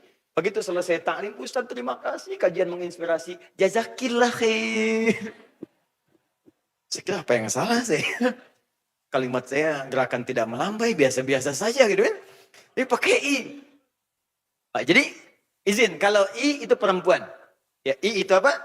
Perempuan. Ini penting saya sampaikan supaya paham makna. Kalau sudah pakai sukun, mati. Sukun artinya bacaannya tenang. Damai, tentram. Ya, ada seorang di Garut, saya pergi ke Garut mengajar. Tiba-tiba dihidangkan makanan. Kata orang ini buah Ustaz, ini sukun. Saya bilang bukan Pak, ini fathah. Hah? Kalau sukun masih di atas, dia bulat. Jatuh ke bawah, kasrah. Bapak potong-potong hidangkan, fathah, terbuka bagi saya. Orang ini kira sudah serius. Dia kembali ke dapur. Ini kisah nyata. Dia kembali ke dapur ke istrinya. Mama, kata Pak Ustadz, ini bukan sukun. Ini fathah. Ini nyata. Ini jangan khawatir ya. Makanya perempuan suaranya kan menggunakan kasroh. Kenapa? Karena ada kelembutan dalam dirinya. Nanti kalau masuk fikih perempuan, di rumah tangga nanti bisa dibahas. Ya, kata Nabi perlakuan, mohon izin ya, maaf. Nanti kalau bab laki-laki saya bahas juga. Ya, saya bahas juga. Kata Allah, hei suami-suami yang beriman. Quran surah 4 ayat 19. Ya, tapi jangan jadikan senjata ya. Nanti karena saya kasih tamengnya insya Allah. Ya ayyuhalladzina amanu, hai suami-suami yang masih merasa punya iman. La tarithun nisa'a karha. Jangan bersikap kasar pada istrimu. Itu dibuka dengan kalimat iman. Jadi sikap suami yang lembut dipertaruhkan imannya di situ pada istri. Di hadapan Allah. Maka Nabi katakan, kenapa kalimat ini muncul? Nanti rahasia di hadis Nabi saat haji wada. Fa'innahunna khuliqat min dal'in a'waj. Karena perempuan itu memang fitrahnya, itu seperti tulang rusuk yang bengkok. Ada kelembutan di dalamnya. Rawan, tapi bengkok. Diluruskan pun bisa patah. Kalau nggak hati-hati, didiamkan tetap bengkok juga. Makanya apa yang dilakukan? Kata Al-Quran langsung. Kalau engkau tidak suka dengan sikapnya, jangan marah dulu. Barangkali di balik sikap itu ada pelajaran besar yang membuat kalian berdua bisa bahagia.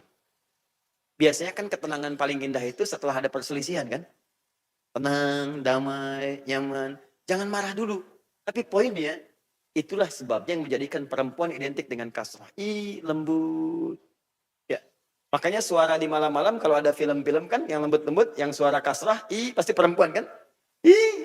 Kan malam perempuan. Makanya kalau Anda lewat malam-malam keluar rumah, ada suara, Anda nggak usah lari. Tunjuk aja, kasrah ya. Di situ pergi. Mas, kalau pakai artinya mil'us samawati. Ya Allah, aku telah memujimu. Ya Allah, aku jadikan engkau sebagai Tuhan yang satu, aku agungkan engkau. Baik, engkau pemilik semua ketinggian di langit dan bumi. Engkau semua pemilik anugerah-anugerah yang tinggi yang bisa engkau berikan pada siapapun, setinggi langit. Wa mil'ul ardi, nanti saya tuliskan sempurna di catatan selanjutnya. Dan engkau bisa memberikan semua yang tinggi-tinggi yang ada di bumi. Kedudukankah, penghormatankah, kemuliaankah, semua yang dianggap tinggi, engkau pemiliknya. Jelas? Kemudian, wama bainahuma atau antara langit dan bumi kalaupun itu ada. Wa mil'u ma syi'ta atau engkau memberikan segala ketinggian pada siapa yang engkau kehendaki. Min syai'in ba'du setelah yang ini. Yang bukan langit, bukan bumi atau semua yang engkau kehendaki. Ketika kalimat itu muncul, maka turunlah jawaban. Apa keinginan kamu yang ingin ditinggikan olehku? Apakah dunia? Ataukah akhirat? Kamu pengen pemberian akhirat yang tinggi? Minta sekarang. Apa? Minta Firdaus. Mohonkan. Jangan tanggung. Makanya kalimat di Quran surah 48 ayat 29, mintanya yang terbaik. Yabtaghuna minallahi fadlan wa ridwana. Mereka memohon kepada Allah semua kenikmatan yang terbaik. Jadi kalau minta akhirat jangan nanggung, minta surga yang paling bagus. Kalau dunia, minta karir yang paling bagus. Ya Allah, berikan kepadaku dalam peranku peran yang bisa mendekatkan aku denganmu. Ya Allah, jadikan setiap peranku bernilai ibadah di sisimu. Ya Allah, tinggikan aku dengan segala pekerjaanku yang aku kerjakan, yang nilainya bisa berdiri dalam sisimu. Minta. Ketika bermohon seperti itu, apa profesi Anda minta di situ? Anda aktor, minta yang baik-baik. Anda artis, minta yang baik-baik. Anda pengusaha, minta yang baik-baik. Jangan tanggung, kalau kaya, kaya sekalian. Harus kaya. Kata Nabi, umatku itu kaya biasa. Yang aku khawatirkan, yang kaya yang tidak bisa menggunakan kekayaannya dengan baik. Umat Islam itu mesti kaya. Kalau nggak kaya, bagaimana zakat? Bagaimana bisa infak? Bagaimana sedekah? Karena itu orang dulu bekerja jadi kaya supaya bisa zakat. Bukan pamer. Kalau cuma pamer terlambat, korun sudah duluan. Sudah duluan. Kemana-mana bawa bodyguard, hanya bawa kunci berangkasnya saja. Kata korun, kalau ada yang pengen ngambil, ambil aja. Angkat kuncinya ada yang nggak bisa. Jadi kalau ada orang sekarang baru punya Ferrari, pamer, cuman dipanasin bolak-balik, saingan sama taksi gitu kan. Mohon maaf. Terlambat kalah sama korun. Saya pernah nanya orang mau kemana, samudra Pak, mau ngapain? Jadi harta korun sekarang masih dicari. Harta antum siapa yang nyari? Telat kalau sombong. Telat. Paham ya? Nah, kalau pakai mil'as, bahasanya sama. Cuma bedanya di sini. Mil'as samawati wa mil'al ardi wa mil'a ma syi'ta min syai'in ba'du. Kalau yang tadi minta ketinggian, kalau yang mil'a minta dibukakan. Fathah. Ya Allah, engkau semua pemilik anugerah langit dan bumi. Bukakan kepadaku anugerah terindah di langit, ya Allah, yang mungkin aku dapatkan. Bukakan kepadaku nikmat terbaik di bumi yang mungkin aku raih. Bukakan kepadaku, ya Allah, yang engkau kehendaki yang mungkin aku tidak tahu. Ya Allah, tunjukkan, dekatkan kepadaku. Jadi mohon, silahkan. Poinnya. Itu poinnya. Pertanyaan saya, dari sekian ribuan kali Anda sholat, berapa kali Anda memohon dan memanfaatkan momentum ini? Sebagai seorang ibu, pernahkah meminta menjadi ibu yang baik di hadapan Allah? Dan Anda akan dihisab. Sebagai seorang ayah, pernah kamu minta menjadi ayah yang baik dalam pandangan Allah? Dan antum akan dihisab. Betapa banyak anak akan mengadu di hadapan Allah. Ya Allah, saya tidak sholat ini karena bapak saya tidak pernah mencontohkan saya sholat. Karena ibu saya tidak pernah memfasilitasi sholat. Ini kasusnya nyata dan dalam riwayat ada. Maka bertukarlah ayah ibu yang hampir sehasta ke surga itu, kemudian dia tenggelam ke neraka untuk mencuci dosanya terlebih dahulu. Anaknya dipindahkan ke dalam surganya. Tapi ada anak yang akan ke surga, bapak ibunya protes. Ya Allah, kenapa engkau biarkan dia ke surga, sedangkan aku yang memberikan pakaian untuknya. Kalau bahasa sekarang, aku yang memberikan sarungnya. Aku yang memberikan baju kokonya. Dipanggil anaknya untuk menjelaskan dengan keadilan.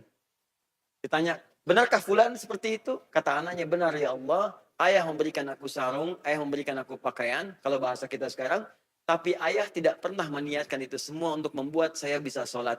Ayah hanya ingin saya sama seperti yang lain. Orang lain punya sarung, saya punya sarung. Orang lain punya baju koko, saya punya baju koko.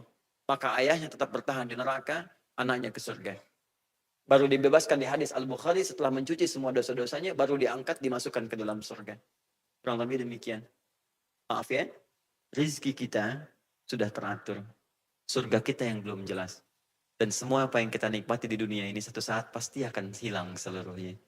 Maka bertakwalah kepada Allah. Kalau belum mampu berlomba dengan orang baik melakukan amal soleh, berlombalah dengan para pendosa untuk bertobat di hadapan Allah Subhanahu wa Ta'ala. Yang Allah berikan pasti baik. Kadang-kadang kita berharap yang ideal, tapi menurut Allah itu gak bagus. Buka Quran surah kedua, ayat 216.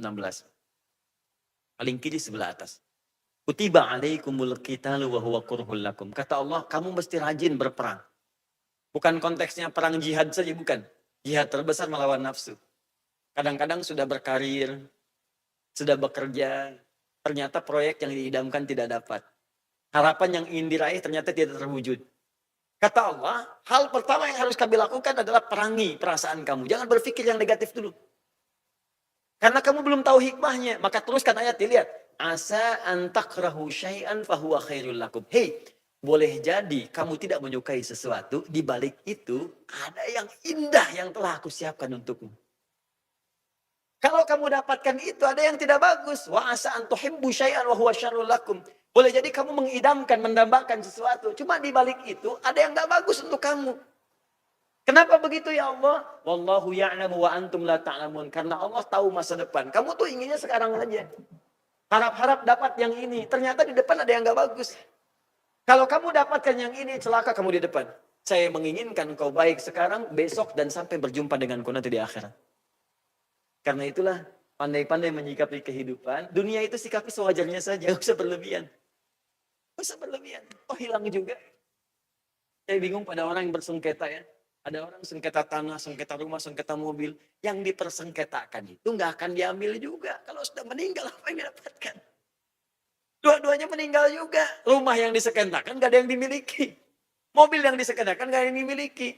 Makanya kalau kita tidak meniatkan ikhlas ibadah karena Allah, ruginya banyak, kecewanya pun dalam. Ada hikmah yang besar yang belum kelihatan. Satu saat semua akan tampak. Dan saat itulah kita merasa sadar, ini toh yang dipersiapkan oleh Allah Subhanahu wa Ta'ala. Kira jelas ya? Ada yang lain? Akhwat dituliskan ya. Kalau mungkin, kalau tidak ya nggak apa-apa nanti disampaikan secara langsung. Saya kesini dulu ya. Silakan Pak. Bismillah. Assalamualaikum warahmatullahi wabarakatuh. Assalamualaikum warahmatullahi wabarakatuh. Ustaz mau tanya yang kaitan dengan i'tidal, Ustaz. Tuhan memang pernah mendengarkan suatu referensi dari suatu tausiah. Mohon maaf saya lupa referensinya dari kitab apa, Ustaz. Tapi dinyatakan bahwa kalau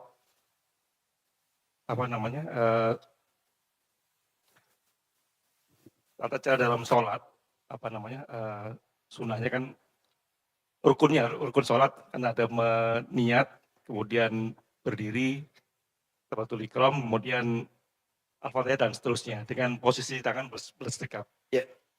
Jadi oleh referensi itu dikatakan bahwa sesungguhnya yang dinyatakan berdiri dalam sholat itu adalah tangan bersedekap. Sehingga setelah ruku, i'tidal itu pun harusnya juga tangan kembali bersedekap gitu. Ya. Nah ini yang ingin kami tanyakan, kira-kira apakah memang demikian di saat i'tidal tangan bersedekap kembali atau sebenarnya lepas bebas saja. Makasih Ustaz. Jazakallah khair, semoga Allah muliakan antum. Dan mungkin ini mewakili sebagian dari pertanyaan teman-teman. Secara singkat, teman-teman sekalian, Ustaz, saat kami beritidal sami Allahu liman hamidah, tangan mengangkat, apakah kemudian disimpan di dada kembali? Seperti takbiratul ihram? Ataukah irsal? Irsal itu diletakkan ke bawah begini. Ya. Sami Allahu liman hamidah, ada yang ke sini tangannya. Baik, Rabbana wa lakal hamd. Sami Allahu liman hamidah, ada yang ke sini. Pangkal persoalannya, betul seperti apa yang Bapak sampaikan tadi, di hadis riwayat An-Nasai, nomor hadis 888 sampai 889. Ada hadis yang umum sifatnya. Karena Rasulullah sallallahu alaihi wasallam, idza kana qa'iman fis shalah, adalah Rasulullah sallallahu alaihi wasallam jika berdiri dalam salatnya, fa wada'a yadahu al-yumna 'alal yusra, maka beliau meletakkan yang telapak kanan di kirinya, diletakkan kemudian di dadanya, ala sadrihi. Idza kana qa'iman fis shalah, jika beliau berdiri dalam salatnya. Nah, ditafsirkanlah pada bagian yang pertama, golongan pertama, berdiri itu kan berarti umum, semua berdiri. Takbiratul ihram, berdiri. Allahu akbar. Sampai iftitah atau istiftah, al-fatihah, sampai rukuk. Nah, i'tidal kan berdiri juga. Sami Allahu liman hamidah. Maka golongan pertama memaknai kalimat Nabi ini umum untuk semua berdiri termasuk i'tidal. Begitu sami Allahu liman hamidah, tangan dikembalikan ke sini. Bagaimana posisinya? Fokus. Posisinya adalah telapak yang kanan, ada 3. Ditempelkan di punggung yang kiri, di bagian pertama. Tahan. Yang kedua, bisa pergelangan bertemu dengan pergelangan di sini. Ya. Bisa begini, bisa pergelangan bertemu dengan pergelangan. Tapi maaf ya, langsung diukur dulu. Allah. Langsung ya. Jadi telapak bertemu punggung atau pergelangan bertemu pergelangan. Atau lihat baik-baik, fokus. Sa'id ala sa'din. Mendekat ke sini, dekat ke siku. Bukan di siku tapi di sini. Ya, setelah pergelangan boleh lebih sedikit. Jadi boleh di sini, boleh di sini, boleh ke sini. Yang tidak boleh ke siku di sini, birfaq. Jangan kalian bertakbir meletakkan tangan seperti orang sombong. Jadi dipersepsikan orang sombong begini. Ya lihat proyek ini kan. Nah, jadi ruku dalam i'tidal, dalam kemudian takbir itu cukup sampai di sini. Ya, hati-hati ya. Jadi cukup di sini atau di sini. Sekalipun sholatnya di puncak tetap di sini, tidak sampai ke sini. Ya. Baik, fokus. Ini pemahaman yang pertama. Yang kedua, diteruskan lagi hadisnya, dirinci lagi. Apa rincian hadisnya? Dikembalikan lagi baik di An-Nasai ataupun di hadis riwayat Al-Bukhari tadi. Nomor hadis 757. Di hadis Muslim nomor hadis 397. Riwayat yang dekat dengan ini nomor hadis 737. Rawinya sahabat Abu Hurairah tadi, Abdurrahman bin Sakhar. Peristiwanya terletak pada seorang bernama Khalad bin Rafi Az-Zurayaqi. Ya bimakna qala Rasulullah sallallahu alaihi wasallam, kembali kepada Rasulullah sallallahu alaihi wasallam disampaikan setelah ada peristiwa, ja'a rajulun ilan Nabi sallallahu alaihi wasallam, datang seorang laki-laki kepada Nabi sallallahu alaihi wasallam, namanya Khalad bin Rafi Az-Zurayaqi. Fadakhala ila al-Masjid Nabawi, masuk ke Masjid Nabi. Fa shalla bi jambin Nabi sallallahu alaihi wasallam, maka dia salat di samping Nabi sallallahu alaihi wasallam. Ya, wan nabiyyu fi nahiyatin ukhra min al-masjid, sedangkan Nabi ada di sisi yang lain. Kalau bahasa kita, nabinya di situ, dia di sini. Setelah sholat, salam, falamma sallama yaminan wa syamala, ketika salam ke kanan dan ke kiri, thumma atan nabiyya sallallahu alaihi wasallam, dia mendatangi Nabi sallallahu alaihi wasallam. Faqala assalamu alayka ya Rasulullah, dia berkata assalamu alayka ya Rasulullah. Kata Nabi dijawab, wa alaikassalam wa rahmatullahi wa barakatuh, salli irji' salli fa innaka lam tusalli. Dijawab dulu salamnya, baru diluruskan. Wa alaikassalam wa rahmatullahi wa barakatuh, kamu balik lagi sholat karena kamu belum sholat. Padahal sudah selesai salam. Fa'ada salatahu thalatha marat, maka dia mengulang salatnya sampai 3 kali. Ya, faqala lahu Nabi sallallahu alaihi wasallam mislamakan, maka Nabi mengatakan kepadanya kalimat yang sempurna, kalimat yang serupa. Balik lagi kamu belum salat, balik lagi kamu belum salat. Ini artinya hati-hati, sesuatu yang tidak sempurna dalam salat bisa menyebabkan salatnya dipandang tidak sah. Lalu dia katakan, ya Rasulullah, awas hati-hati, wahai Rasulullah, maliya ghairah. Ada kalimat lain, ma'uhsinu ghairah. Ya Rasulullah, saya nggak bisa lebih bagus dari yang ini. Bisanya cuma begini. alimni, tolong ajarkan saya. Ini manhaj dalam hadis Nabi, kalau belum paham, belajar. Jangan memaksakan mengerjakan yang tidak tahu, jadinya salah. Maka bertanya pada Nabi, diajarkan oleh Nabi. Yang paling menarik, apa yang diajarkan oleh Nabi? Perhatikan. Idza qumta ila shalah. Kalau pengen sholatmu sempurna, asbigul wudu. Diajarkan dari wudu dulu. Ini menunjukkan kata para ahli hadis, bahwa ada orang yang wudunya tidak sempurna berdampak kepada sholatnya. Jadi kalau wudunya sudah salah, sholatnya pun pasti akan berantakan. Pulang ke rumah, lihat anak Anda. Kalau wudunya sudah mempermainkan air dan berantakan cepatnya luar biasa. Yang diusap itu bukan kepala tapi rambutnya. Segala diusap, itu pasti sholatnya tidak akan sempurna. Maka diajarkan wudunya, mastaqbilil kiblat, menghadap ke kiblat, begini caranya. Kemudian bertakbir diajarkan oleh Nabi. Pertama apa? Angkat tanganmu sejajar dengan bahumu, hadwaman kibai. Dikuatkan oleh hadis Abu Humaid As-Sa'di. Angkat tanganmu seperti ini, dijelaskan. Kemudian letakkan telapak yang kanan di punggung yang kiri. Simpan di dada. Dijelaskan. Kemudian mulai dengan iftitah. 12 doa. Kemudian mulai dengan Al-Fatihah. Setelah itu baca yang ringan dari surah. Setelah itu bertakbir. Angkat tanganmu. Kemudian takbir ruku. Ya, kemudian jangan dulu bangkit. Ya, jangan bangkit. Sampai sempurna. Sampai rukunya tumanina. Hatta tatma'inna fi ruku. Kemudian bangkit i'tidal. Nah, di sini poinnya. Bangkit i'tidal. Fokus. Dan jangan kamu sujud sampai kamu sempurna i'tidal. Fala tasjud hatta ta'tadila qa'iman. Yang menarik begini. Setelah seperti itu Nabi katakan, kemudian engkau sujud sampai engkau merasa tenang dalam sujudmu. Disebutkan sampai kembali lagi, kemudian engkau bangkit sampai berdiri kembali, letakkan telapak yang kanan di punggung yang kiri. Jadi setelah sujud bangkit lagi, letakkan kembali yang kanan di punggung yang kiri, letakkan di dada. Yang paling menarik di hadis yang ini, ketika dirinci, saat takbiratul ihram, diterangkan oleh Nabi, letakkan yang kanan di punggung yang kiri, letakkan di dada. Saat bangkit dari sujud disebutkan lagi, letakkan yang kanan di punggung yang kiri, letakkan di dada. Tapi saat i'tidal, Nabi cuma mengatakan bangkit, berdiri tegak, ucapkan sami Allahu liman hamidah. Dan tidak mengatakan yang kanan letakkan lagi di kiri, di punggung yang kiri. Ini kata para ahli hadis, sebagian yang lain melihat. Karena Nabi tidak merinci di i'tidal ini, tidak menyebutkan yang kanan diletakkan di punggung yang kiri, ini menunjukkan saat i'tidal tangannya tidak perlu bersedekap. Harus seperti ini saja. Cukup maksudnya seperti ini saja. Apa buktinya Ustadz? Apa buktinya dari para ulama ahli hadis? Karena saat kita diminta bangkit dari sujud, itu disebutkan lagi yang kanan disimpan di punggung yang kiri. Seharusnya kalau i'tidal itu juga penting yang kanan disimpan di punggung yang kiri diletakkan di dada sambil bersedekap, maka saat i'tidal pun kita akan diajarkan bersedekap. Karena takbiratul ihram diajarkan bersedekap, bangkit dari sujud diajarkan bersedekap, sementara saat i'tidal tidak disebutkan bersedekap. Kalau bersedekap itu sangat penting dan tidak boleh ditinggalkan, tentulah saat i'tidal kita akan diajarkan bersedekap. Karena bersedekap dan i'tidal terletak di antara sujud dan saat berdiri takbiratul ihram. Maka yang kedua mengatakan, maka lakukanlah dengan mursal, tidak perlu telapak tangannya disimpan di dada. Ustadz, di antara dua ini mana yang benar? Ternyata yang benar, yang dua-duanya. Itu. Kenapa? Yang begini ada hadisnya karena pemahaman yang tadi.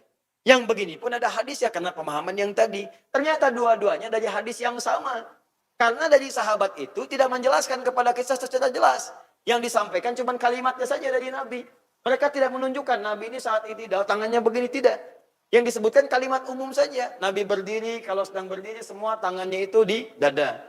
Yang satu mengatakan rinciannya saat i'tidal Nabi tidak mengajarkan begini. Saat sujud saja bangkit lagi baru begini. Maka berbeda pendapat tentang ulama, tapi berbeda dalam mengacu pada hadis yang sama. Sepanjang mengacu pada dalil yang sama, dengan contoh yang ada, maka ulama sepakat semuanya itu boleh dilakukan. Ada 4 jenis yang boleh. Lihat, 1, dalil ada, contoh jelas. Ya, seperti takbir, jelas. Dalilnya ada, contohnya jelas. Makanya dalam takbir tidak boleh kita macam-macam. Hati-hati, fokus hati-hati. Misal, dalilnya ada, takbir begini. Contohnya ada, begitu takbir angkat langsung simpan di tangan yang kanan di punggung yang kiri. Bahkan langsung kalimatnya pakai fa. Fawadha'a yadahul yumna 'alal yusra. Letakkan telapak yang kanan di punggung yang kiri. Antara meletakkan cepat, tidak ada jeda. Letakkan begini. Karena contohnya jelas, maka jangan membuat gerakan yang lain. Misal, maaf ya, saya tidak bermaksud menyalahkan, tapi saya belum menemukan dalilnya. Saya punya koleksi di rumah sekitar 1235 kitab hadis. Dari yang paling sahih sampai yang paling palsu. Di kitab hadis palsu pun saya tidak menemukan yang ini. Bukan ingin menyalahkan. Ya, misal, kata Nabi, angkat letakkan yang kanan di kiri. Ada orang mengangkat, nggak enak Ustaz, kiri dulu. Allah kan baik, pengennya kanan dulu. Dia masukkan kanan dulu, kirinya begini, baru ditutup seperti ini. Kadang-kadang kaki naik dikit gitu kan. Nah, saya tidak bermaksud menyalahkan, saya tidak terbiasa dengan itu. Saya belum menemukan dalilnya. Jadi kalau ada yang menemukan, disampaikan mungkin saya yang salah. Tapi prinsip saya, dalam kaidah kalau sudah ada contohnya jelas, dalil ada, contoh ada, jangan mencari yang lain. Jadi jangan terlampau kreatif. Itu satu. Kedua, dalil ada, contoh sementara, masih boleh. Contohnya kunut. Jadi kalau ada orang kunut, jangan marah-marah. Nanti kita bahas. Ya, kalau ada yang kunut, silahkan. Yang tidak kunut boleh, karena contohnya sementara. Pernah Nabi kunut, dan ada tidak melakukan lagi. Ada sebagian yang meneruskan, Nabi tidak larang. Jadi kalau ada orang kemudian pengen kunut, silahkan. Yang tidak kunut, silahkan. Yang salah yang tidak sholat subuh. Dan kalau Anda kunut, bermakmum pada yang tidak kunut, awas, imam tidak kunut, makmum kunut, maka ikuti imam. Jangan kunut sendirian. Atau imamnya salam, dia sujud sahwi misalnya, itu gak boleh. Kalau imamnya kunut, makmum biasa tidak kunut, imam kunut, maka kata Syekh Ibnu Utsaimin, Syekh Shalih bin Utsaimin, ikuti kunutnya, aminkan. Padahal Syekh Utsaimin ini gak kunut. Tapi ketika bermakmum di belakang orang kunut, kata beliau, kunut, aminkan. Walaupun gak angkat tangan. Allahumma hadina fiman hadait, amin. Awas, jangan punya pendapat sendiri. Allahumma hadina fiman hadait, bid'ah. Gak boleh. Ya. 3, dalil ada, contoh gak ada. Itu banyak. Dalil ada, contoh gak ada. Makan Bob misalnya. Ada dalilnya. Contoh gak ada dari Nabi. Yang paling dahsyat, dalilnya samar, contoh gak ada. Zakat dengan menggunakan beras. Nabi zakat pakai gandum, pakai kurma. Ya. Tiba-tiba kemudian Muawiyah mengatakan ke Abi Sufyan ketika di Damaskus, yang dimaksud gandum dan kurma itu irtun, makanan pokok. Kalau ada makanan pokoknya, boleh berzakat dengan itu. Ya. Kita zakat pakai apa? Beras. Makanan pokoknya apa? Hah, kalau saya nasi. Ya. Kalau beras itu makanan pokok bagi hewan yang bertembolok. Ayam, bebek itu beras. Nah, karena sumber beras dari nasi, karena sumber nasi dari beras, maka dikeluarkan beras. Tapi apakah ada hadis mengatakan zakat pakai beras? Silahkan cari sampai kiamat kurang 2 hari, nggak akan ada. Yang ada pakai gandum, pakai kurma. Tapi karena makanan pokoknya itu bersumber dari itu, boleh dikeluarkan. Sepanjang 4 ini ada dalil, ada contoh. Dalil contoh sementara. Dalil contoh tidak ada. Dalil samar, contoh tidak ada. Boleh dikerjakan. Yang tidak boleh, tidak ada dalil sama sekali. Yang tadi, yang sedekap, yang kemudian irsal, ada dalilnya, ada contohnya, semuanya jelas. Di dua-duanya boleh. Ya, nanti kasus seperti ini, ada lagi, satu lagi. Saat akan sujud. Apakah pakai lutut dulu, apakah pakai telapak tangan dulu? Bagaimana itu Ustaz? Pertemuan berikutnya. Bismillah. Baik, kita ambil 10 menit lagi ya. Assalamualaikum warahmatullahi wabarakatuh. Assalamualaikum Ustaz. Warahmatullahi wabarakatuh. Ustaz, bagaimana kalau suami tidak sholat, padahal sudah diingatkan apa yang harus dilakukan, upaya apa agar suami dapat menunaikan sholat? Baik, Quran surah ke-16 ayat 125.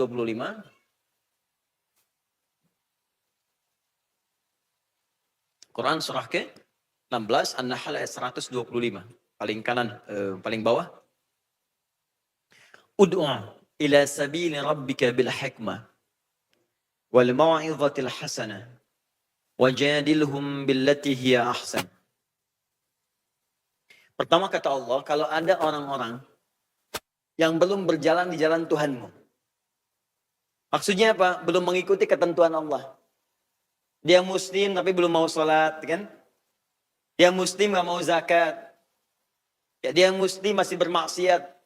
Terus kita ingin ajak dia berubah. Bagaimana cara mengajaknya? Pertama kata Allah, ajak ia dengan hikmah dulu. Apa itu hikmah? Al-isabatu fil qawl wal fi'l wa wad'u kulli syai'in fi makani. Berkata dengan bijak yang lembut, selaras dengan perbuatan, dan menempatkan sesuatu sesuai dengan konteksnya. Bicara pada anak kecil beda dengan pada orang biasa. Bicara istri pada suami beda dengan bicara kepada anak. Maka hal pertama yang harus dilakukan kata Al-Quran, maka pertama tempuhlah dengan jalan hikmah. Apa turunannya? Di antara turunan hikmah itu pertama doa. Pertama doa.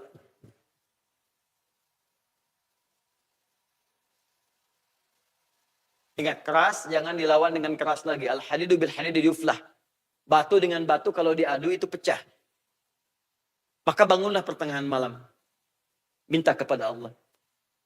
Ya Allah, engkau titipkan ia kepadaku bukan pada perempuan yang lain. Ya Allah, dia adalah amanahku. Ya Allah, di hadapanmu. Dan kelak engkau akan ditanya di hari kiamat. Ya Allah, aku mohon ya Rabb. Berikan aku ya Allah keberhasilan dalam menjaga amanah ini.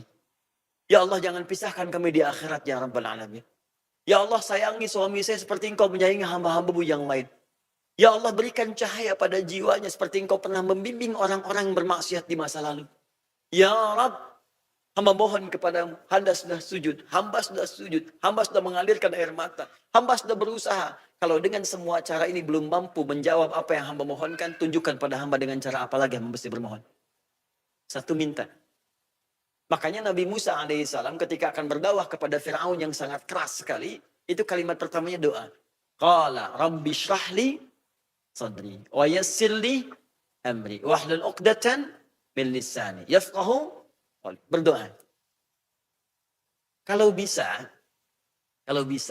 dan usahakan bisa, malam bangun tahajud. Di kamar itu tempat suami tidur. Kemudian di sampingnya berdoa, minta. Mohon kepada Allah. Dan jangan putus asa. Tiap malam minta aja. Ya Allah, mohon minta. Ya Allah, sayangi suami saya, ya Allah. Sayangi ibunya yang telah melahirkannya. Sayangi ayah yang telah merawatnya. Ya Allah, sayangi keluarga suami, ya Allah. Ya Allah, jadikan suami saya anak yang soleh. Ya Allah, kumpulkan kami di surga, ya Allah. Ya Allah, ampuni dosa saya. Yang mungkin karena maksiat saya, ya Allah, suami belum dekat denganmu. Minta. Gak usah Anda tunjukkan, gak usah Anda marahi, gak usah macam-macam. Minta seperti itu. Tiap malam bangun. Demi Allah saya katakan, akan terjadi satu episode dalam kehidupan di mana dia akan mendengar dalam tidurnya. Dan kadang-kadang rasa tingginya, sifat laki-laki itu kan diisyaratkan dalam Al-Quran. Quran surah 4 ayat 34. Ar-rijalu qawwamuna 'alan nisa. Laki-laki itu pemimpin pengayom bagi istrinya perempuan. Apa sifat pemimpin yang paling dominan? Sifat pemimpin yang paling dominan tidak mau dipimpin. Dia hanya menerima masukan, tidak menerima saran. Makanya kalau masuk dari istri kepada suami, jangan memberikan saran. Itu defense-nya akan kuat. Gak bisa dikolongin. Susah. Defense dia. Ya, sulit. Makanya cara masuknya bagaimana? Lembut dulu berdoa, minta, mohon. Seperti itu caranya. Nanti akan tiba sentuhan dalam jiwanya ketika Umar keras itu, Toha. Dinasihatin marah Umar. Malah ngancam saya bunuh nih Muhammad SAW. Tapi ketika dibacakan Toha, minta kepada Allah. Nabi berdoa, tiba-tiba lembut hatinya. Berubah jiwanya. Saya pernah menangani kasus yang sama, tapi dengan cara yang berbeda, dengan konteks berbeda. Kalau tadi suami ini anak. Ini kisah nyata, saya pernah mengasuh pesantren di Lebak Bulus, pesantren Quran. Ini seorang ibu datang, dia mengadu wajahnya sayu. Ustaz, anak saya ini nggak pernah mau sholat. Saya takut dihisab oleh Allah di hari kiamat. Sebutkan pelan-pelan. Ini nyata. Saya bilang, ibu sudah aja. Sudah. Ibu ingatkan, sudah. Dan bu, mulai hari ini, ibu nggak usah ingatkan dulu. Ibu bangun malam tahajud. Ibu sholat di kamar anak itu. Anak yang ibu kandung, anak yang ibu lahirkan, lu mohon kepada Allah. Ya Allah, dia anak saya. Dia amanah saya. Jangan beratkan hisab saya di hari kiamat. Ya Allah, karena anak ini belum mampu untuk sholat. Minta yang terbaik kepada Allah. Alirkan air mata.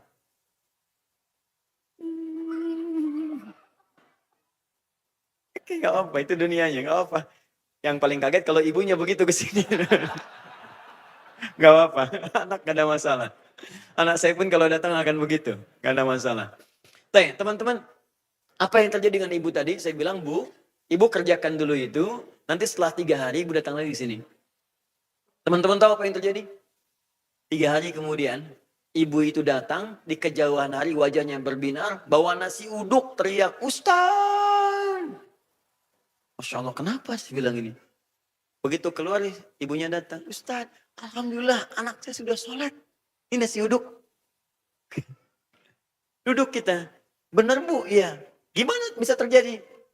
Ustaz, jadi tiap malam saya bangun, terus saya berdoa setelah tahajud di samping dia. Malam yang ketiga, tiba-tiba dia bangkit dari tidurnya saat saya menangis. Dia bangkit, dia langsung peluk saya. Dia katakan, mama maafkan saya, mama, saya bersalah. Saya itu bukan gak mau sholat, tapi selama ini bukankah papa sibuk gak pernah ngajarin saya sholat. Mama juga begitu, baru kali ini saja mama berubah kemudian seperti ini. Saya berjanji mulai hari ini saya akan belajar sholat. Anda tahu apa yang terjadi? Setelah saat itu, saya utus satu santri untuk mengajari anak itu sholat. Bukan cuma mengajarinya sholat, tapi anak itu bahkan mau belajar untuk menghafal Al-Quran. Saya tinggalkan pesantren, itu anak itu sudah sampai 2 juz. Mungkin sekarang sudah setengah atau selesai Al-Qurannya. Dari yang tidak pernah sholat menjadi ahli Al-Quran. Ibu tidak pernah tahu di bagian apa kemudian suami itu tiba-tiba berubah dan langsung mendekat kepada Allah Subhanahu wa taala. Yang penting husnudzan. Bukankah Asia suaminya Firaun tapi tidak pernah putus asa untuk mengingatkannya. Suami ibu jauh daripada itu. Untuk lebih mudah bagi Allah menanamkan pada jiwanya insya Allah. Bismillah. Semoga Allah muliakan seluruhnya insya Allah. Kami turut mendoakan insya Allah. Bagaimana kita sebagai wanita, mungkin Anda yang wanita, saya bukan. Bagaimana sebagai wanita jika ingin membasuh rambut kepala ketika berwudu tetapi tempat wudunya terbuka, apakah tetap sah jika hanya membasuh ujung rambut tanpa membuka kerudung? Quran surah ke-5 ayat yang ke-6, posisi paling kiri sebelah atas di mushaf. Quran surah ke-5 Al-Maidah ayat yang ke-6. Ya ayyuhalladzina amanu idza qumtum ila shalah faghsilu wujuhakum wa aydiyakum ilal marafiq wamsahu bi ru'usikum wa arjulakum ilal ka'bain. Hai orang-orang beriman, jika engkau ingin menunaikan salat dengan sempurna, maka wudu dulu. Bagaimana caranya? Fokuskan pada yang 4. Di rukun wudu yang paling pokok 4. Awas hati-hati, jangan sempurnakan sunnahnya, rukunnya tertinggal. Kalau airnya kadarnya tidak cukup, hanya segini misalnya, tidak cukup keseluruhannya, sampai dengan ke telinga, ya, sampai dengan ke telinga, sampai dengan ke istinsyak, maka cukupkan 4 saja. 1, wajah. 2, tangan sampai siku. 3, basuh kepala, usap. Yang 4, kemudian kaki. Kalau cukup untuk semuanya, silakan sempurnakan. Kumur-kumur, istinsyak, serap ke hidung, keluarkan lagi. Sampai kemudian ke telinga, silakan. Tapi kalau nggak cukup 4. Di antara yang 4 ini adalah mengusap kepala. Bukan rambut, ingat. Bukan rambut, tapi kepala. Wamsahu biru'usikum. Ru'us jama' ra'sun, kepala. Di situ letak keadilan Allah. Letak keadilan Allah. Setiap orang yang, hidup, pasti punya kepala. Tapi tidak setiap yang punya kepala ada rambutnya.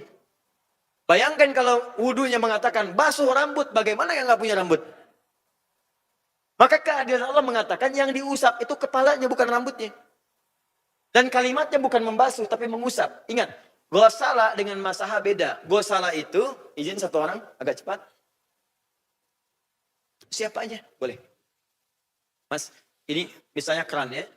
Izin, lihat sini. Atau nggak usah ini saja kerannya, ya. Tadi kerannya menyesuaikan dengan ini ya, agak tinggi dikit. Lihat sini teman-teman, fokus. Ini misalnya keran nih. Ghasala faghsilu wujuhakum, untuk urusan wajah, itu kalimatnya begini. Ambil airnya, ghasala, basuh, ambil airnya langsung tumpahkan di tempat wudhu. Seperti pernah saya contohkan dulu. Di airnya diambil, tumpahkan di tempat wudhu. Tapi kalau masaha, ambil airnya, tumpahkan dulu begini, baru diusapkan di tempat wudhu. Untuk bagian kepala, ingat bagian kepala, kalimat Al-Qur'annya menggunakan masaha, usap, bukan basuh. Jadi kalau kalimatnya menggunakan basuh, artinya ambil airnya, tumpahkan di kepala. Tapi karena masaha, tumpahkan airnya, usap kepalanya. Dalam mengusap kepala ini ada yang sangat indah sekali. Hanya di ayat ini, izin. Mas. Hanya di ayat ini, ayat tentang wudhu yang bagian kepala itu menggunakan ba. Yang lain nggak pakai. Faghsilu wujuhakum, ba-nya tidak ada. Wa aydiyakum, ba-nya tidak ada. Wa arjulakum ilal ka'bain, ba-nya tidak ada. Ketika mengusap kepala ada ba-nya. Bi ru'usikum. Apa fungsi ba dalam bahasa Arab? Itu ada 14. Temukan di kitab namanya Bughdil Labib Am Kutubil Ma'arib, halaman 29 sampai 59. Ada 14 fungsi ada ghayah, ada ilsaq lil musahabah, ada ba'dun, ada istighraq, ada tab'un min ba'dun min duni tahdid, ada tab'id min ma'at tahdid. Nah, dari 14 fungsi ini untuk ayat wudu ada 3 fungsi yang utama. Pertama adalah istighraq. Istighraq itu keseluruhannya. Jadi kalau Anda tidak ada masalah di tempat yang tertutup, atau ikhwan misalnya tidak ada luka, tidak ada apa-apa, maka yang paling utama ambil air, tumpahkan, usap dari depan sampai belakang. Balikan. Tapi kalau ada persoalan, misal kayak tadi akhwat saya di tempat terbuka misalnya sulit kemudian melepas hijabnya, maka gunakan 2 prinsip. Pertama, at-tab'id min duni tahdid. Boleh mengusap tab'id sebagian, termasuk bagian kepala. Mana saja. Tanpa batasan. Mau bagian depan, samping kanan, kiri, bagian belakang. Yang penting namanya kepala itu terbasuh, sah hukumnya. Sah. Ingat ya, ulama sepakat. Nabi menyampaikan ayatnya, sahabat menerima, ulama sepakat. Itu boleh. Di Anda yang bukan Nabi, bukan ulama, bukan sahabat, gak usah berbeda pendapat. Ya. Di sini tidak ada perbedaan pendapat. Ingat, tidak ada perbedaan pendapat. Jadi kalau Anda berbeda pendapat, Anda aneh sendiri. Ya. Nah, kemudian silakan bebas. Bisa akhwat, saya pengen dari depan begini, boleh, silakan. Ya, buang airnya, kemudian kenakan, usapan ke kepala. Tapi Ustadz nggak biasa karena nggak pernah dibiasakan. Sesuatu yang nggak dibiasakan jadi nggak nyaman rasanya. Silakan praktekkan, nggak ada masalah. Ikhwan, saya sakit di sini Ustadz, berarti nggak usah usap kepala, tidak. Yang ini kan nggak apa-apa. Usap yang ini. Awas. Jadi bukan rambutnya, kepalanya. Salah kalau Anda berwudu kemudian pecinya begini, rambutnya cuma begini-begini aja. Kepalanya. Yang terakhir at-tab'id ma'at tahdid. Sebagian tapi ada batasnya. Apa itu? Batas depan sampai ubun-ubun di sini. Ya, jadi yang di sini yang diutamakan. Ini boleh, tapi ini yang paling utama. Jadi solusinya adalah yang akhwat kalau tidak bisa dilepas dalam suasana yang terbuka, silahkan lihat bagian kepala tertentu, silahkan kemudian bisa diusap. Ya, itu huruf ba aja teman-teman, cuman huruf ba maknanya dahsyat. Ada orang Indonesia ngambil PhD di Al-Azhar Asy-Syarif di Kairo, membahas huruf ba ini yang tadi, huruf ba tadi dapat PhD, dapat dokter. Cuman gara-gara huruf ba. Itu yang belum dokter, masih banyak. Ada ta, ada sa, ada jim sampai ya. Ya silakan. Allahu Akbar. Cukup ya? Sementara cukup ya? Nanti kita teruskan lagi di pertemuan yang akan datang insya Allah. Teman-teman sekalian, saya kira saya ingin berikan pesan bahwa mohon izin, kita ini sedang berlomba. Apapun profesi kita. Dimanapun kita kemudian beraktivitas, kita sedang berlomba untuk mencari bekal. Supaya punya bekal yang baik saat pulang menuju Allah. Bekal baik itu tidak lepas dari dunia. Jadi silahkan, sukses raih. Bahagia dapatkan. Kedamaian di rumah tangga hasilkan. Silahkan dapatkan semuanya. Tapi ingat, niatkan itu sebagai ibadah supaya punya nilai di hadapan Allah. Yang paling dikhawatirkan ketika Anda berlomba dalam urusan dunia dan Anda lupa Anda akan pulang. Ketika itulah saat tiba waktunya wafat, banyak orang kemudian terkaget-kaget sampai tidak siap untuk pulang. Saya selalu katakan, mudik itu akan berani dikerjakan ketika punya bekalnya. Perhatikanlah saat Ramadan ketika Allah miniasikan hari kiamat dalam bentuk mudik saat di penghujung Ramadan itu. Orang yang pulang adalah orang yang merasakan punya bekal untuk dibawa pulang. Sampai saking banyaknya bekalnya dia telepon kepada keluarga di rumahnya, aku akan pulang. Rumahnya kemudian dicet, dihadirkan makanan-makanan. Bahkan yang tidak ada disuguhkan. Yang unik banyak terjadi. Kalengnya rangginang, kalengnya tongguan isinya rangginang. Bisa ada saja. Macam-macam, semua menu ada. Kenapa? Karena dia punya bekal pulang. Saya tanya satu orang, kenapa Anda tidak mudik? Dia katakan, Ustaz, saya nggak punya bekal. Dalam urusan dunia pun, ada orang tidak berani mudik karena tidak ada bekal. Maka siapa Anda merasa tidak punya bekal dan berani pulang menghadap Allah Subhanahu wa Ta'ala? Bertakwalah kepada Allah. Semoga Allah muliakan kita semua. Kita berdoa dengan khusyuk sebelum kita menunaikan salat zuhur. Dan semoga doa kita dikabulkan oleh Allah Subhanahu wa Ta'ala insyaAllah. Allahumma taqabbal minna innaka antas sami'ul alim. Wa tub alaina innaka antat tawwabur rahim. Allahumma rabbana la tada'lana fi maqamina hadha. Wa fi kulli maqamin dhanban illa ghafartah. Duhai Allah, kami bermohon kepadamu. Jika memang ada satu di antara kami, hamba-Mu yang masih berlumur dosa. Jangan biarkan ia meninggalkan tempat ini kecuali engkau telah ampuni segala dosa-dosanya. Allahumma wala hamman illa farajtah. Duhai Allah, jika memang ada hambamu di tempat ini yang memendam kegelisahan dalam jiwanya, jangan biarkan ia meninggalkan tempat ini kecuali engkau telah tenangkan keadaan hatinya. Allahumma wala asiran illa yassartah. Duhai Allah, jika ada di antara kami yang tengah engkau uji dengan kesulitan, entah itu di rumah tangganya, pekerjaannya, aktivitasnya, kehidupan sosialnya, mohon ya Allah dengan keikhlasannya dalam beramal kepadamu, angkat dan hilangkan segala kesulitan dalam hidupnya. Allahumma wala maridan illa syafaitah. Duhai Allah, jika ada di antara kami, kerabat kami, tetangga kami yang tengah engkau uji dengan penyakit seberat apapun, kami mohon ya Allah, angkat dan sembuhkan segala jenis penyakitnya. Allahumma ya arhamar rahimin taqabbal minna jami'a amalidas salihah. Ya Allah kami mohon ya Allah, kami tidak tahu di antara sekian ibadah kami berapa yang Engkau terima. Kami mohon setiap kami mengerjakan amal soleh, anugerahkan penerimaan terbaik di sisimu ya Rabbal Alamin. Alimna ma yanfa'una, wafiqna ya Allah fima ta'allamna lina'mada biha. Ya Allah kami mohon ajarkan kami segala ilmu yang bermanfaat dan bimbing kami untuk mengamalkan apa yang telah kami pelajari. Allahumma tubna ilaika ya Rabbal Alamin. اللهم اعترفنا بأن ذنوبنا كثيرة ولكننا شهدنا بأن رحمتك واسعة فاغفر لنا وارحمنا يا رب العالمين توفنا مسلمين توفنا مسلمين توفنا مسلمين بحال حسن الخاتمة. Ya Allah, kami mohon, kami mengakui dosa kami banyak, maksiat kami berlimpah, tapi juga kami merasakan dan menyaksikan rahmat-Mu luas. Rahmat-Mu luas ya Allah, kami mohon anugerahkan rahmat-Mu kepada-Mu ya Allah. Anugerahkan rahmat-Mu kepada kami ya Arhamar Rahimin. Mohon jangan Engkau wafatkan kami dalam keadaan ya Allah yang buruk. Wafatkan kami dalam keadaan husnul khatimah. Kuatkan lisan kami untuk mengucapkan kalimat La ilaha illallah Muhammad Rasulullah. Allahumma ajib kalimatana biqaulika ya ayyatuhan nafsul mutmainnah. Irji'i ila rabbika radiyatan maradiyah.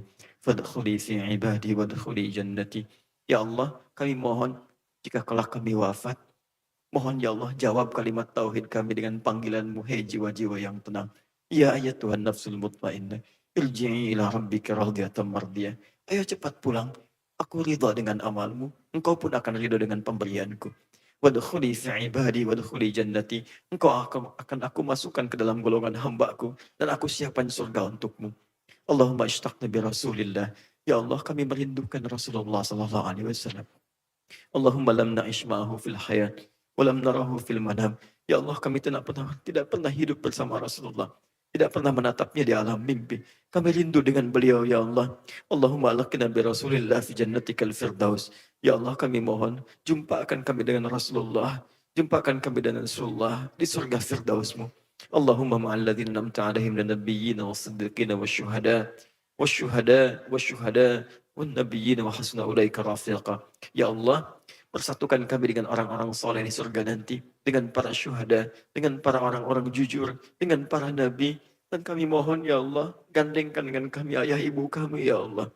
Ayah ibu kami, ummahatuna, ibu kami yang telah mengandung kami, melahirkan kami. Kami mohon ya Allah, ampuni dosanya ya Allah. Pertemukan kami di surga bersama ibunda kami, dengan ayah kami, dengan anak-anak kami ya Allah. Kami mohon ampun ya Allah, jika memang ada kemaksiatan dikerjakan oleh anak-anak kami karena sebab kami ya Allah. Kami mohon ampun. Kami mohon ampun ya Allah, jika ada maksiat dikerjakan suami kami karena peran istri-istri ya Allah. Jika ada maksiat dikerjakan oleh istri karena peran suami. Ya Allah, lapangkan jiwa kami untuk menerima keputusan dari-Mu ya Rabbal Alamin. Jauhkan kami dari sifat kecewa ya Allah. Jauhkan kami dari sifat ketidaklapangan hati ya Allah. Berikan kemudahan pada kami untuk menerima segala qadar-Mu ya Arhamar Rahimin. Allahumma sabarkan kami dalam ujian yang berasal dari-Mu ya Allah. Angkat derajat kami dan sempurnakan ibadah kami. Allahumma rabbana atina fid dunya hasanah. في الآخرة حسنة وقنا عذاب النار لا تجعل يا الله جمعنا هذا إلا جمعا مرحوما وتفرقنا من بعده تفرقا معصوما. Ya Allah, kami mohon satukan kami ya Allah di pengajian ini. Jadikan kami bersaudara ya Allah. Jauhkan kami dari perpecahan ya Allah. Dan kami mohon jangan pisahkan kami di surga ya Allah.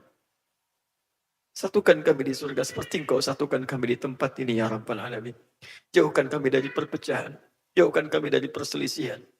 Anugerahkan ya Allah kepada kami nikmat persatuan terbaik dalam kehidupan kami. Allahumma ya Allah laqad amartana bid du'a fada'unak wa antana bil ijabah ya Allah fa'ajib du'a. Ya Allah, Engkau telah memerintahkan kami datang belajar berdoa. Kami lakukan ya Allah. Bahkan kami mengalirkan air mata untuk bermohon kepadamu. Maka mohon ya Allah kabulkan doa kami seperti apa yang telah Engkau perintahkan. Jika dengan semua ini belum mampu mengabulkan apa yang telah kami mohonkan, maka mohon tunjukkan kepada kami dengan cara apa lagi kami mesti bermohon kepadamu. Bifadlika subhana rabbika rabbil izzati amma yasifun. Wassalamun alal mursalin. Alhamdulillahi rabbil alamin. Teman-teman terima kasih. Dan saya punya beberapa permintaan. Satu, saya selalu katakan saya ingin berdakwah karena Allah. Saya tidak ingin karena yang lain.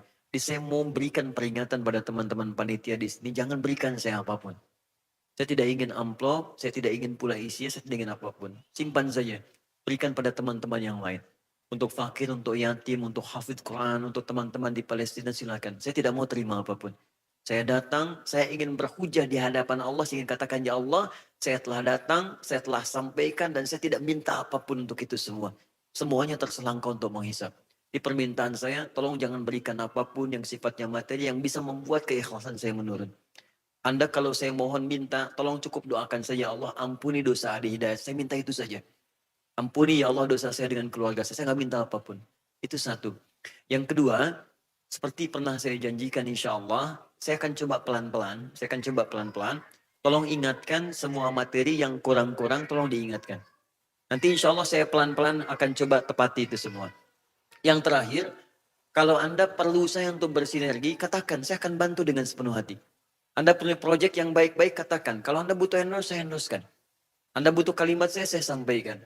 Saya hanya ingin Anda berubah jadi orang baik. Dan baik kita di hadapan Allah Subhanahu wa Ta'ala. Itu yang bisa saya lakukan. Kalau ada yang kurang, yang mungkin Anda butuhkan, sampaikan. Hingga saya bisa mengatakan dengan cara apa lagi saya mesti lakukan untuk Anda semuanya.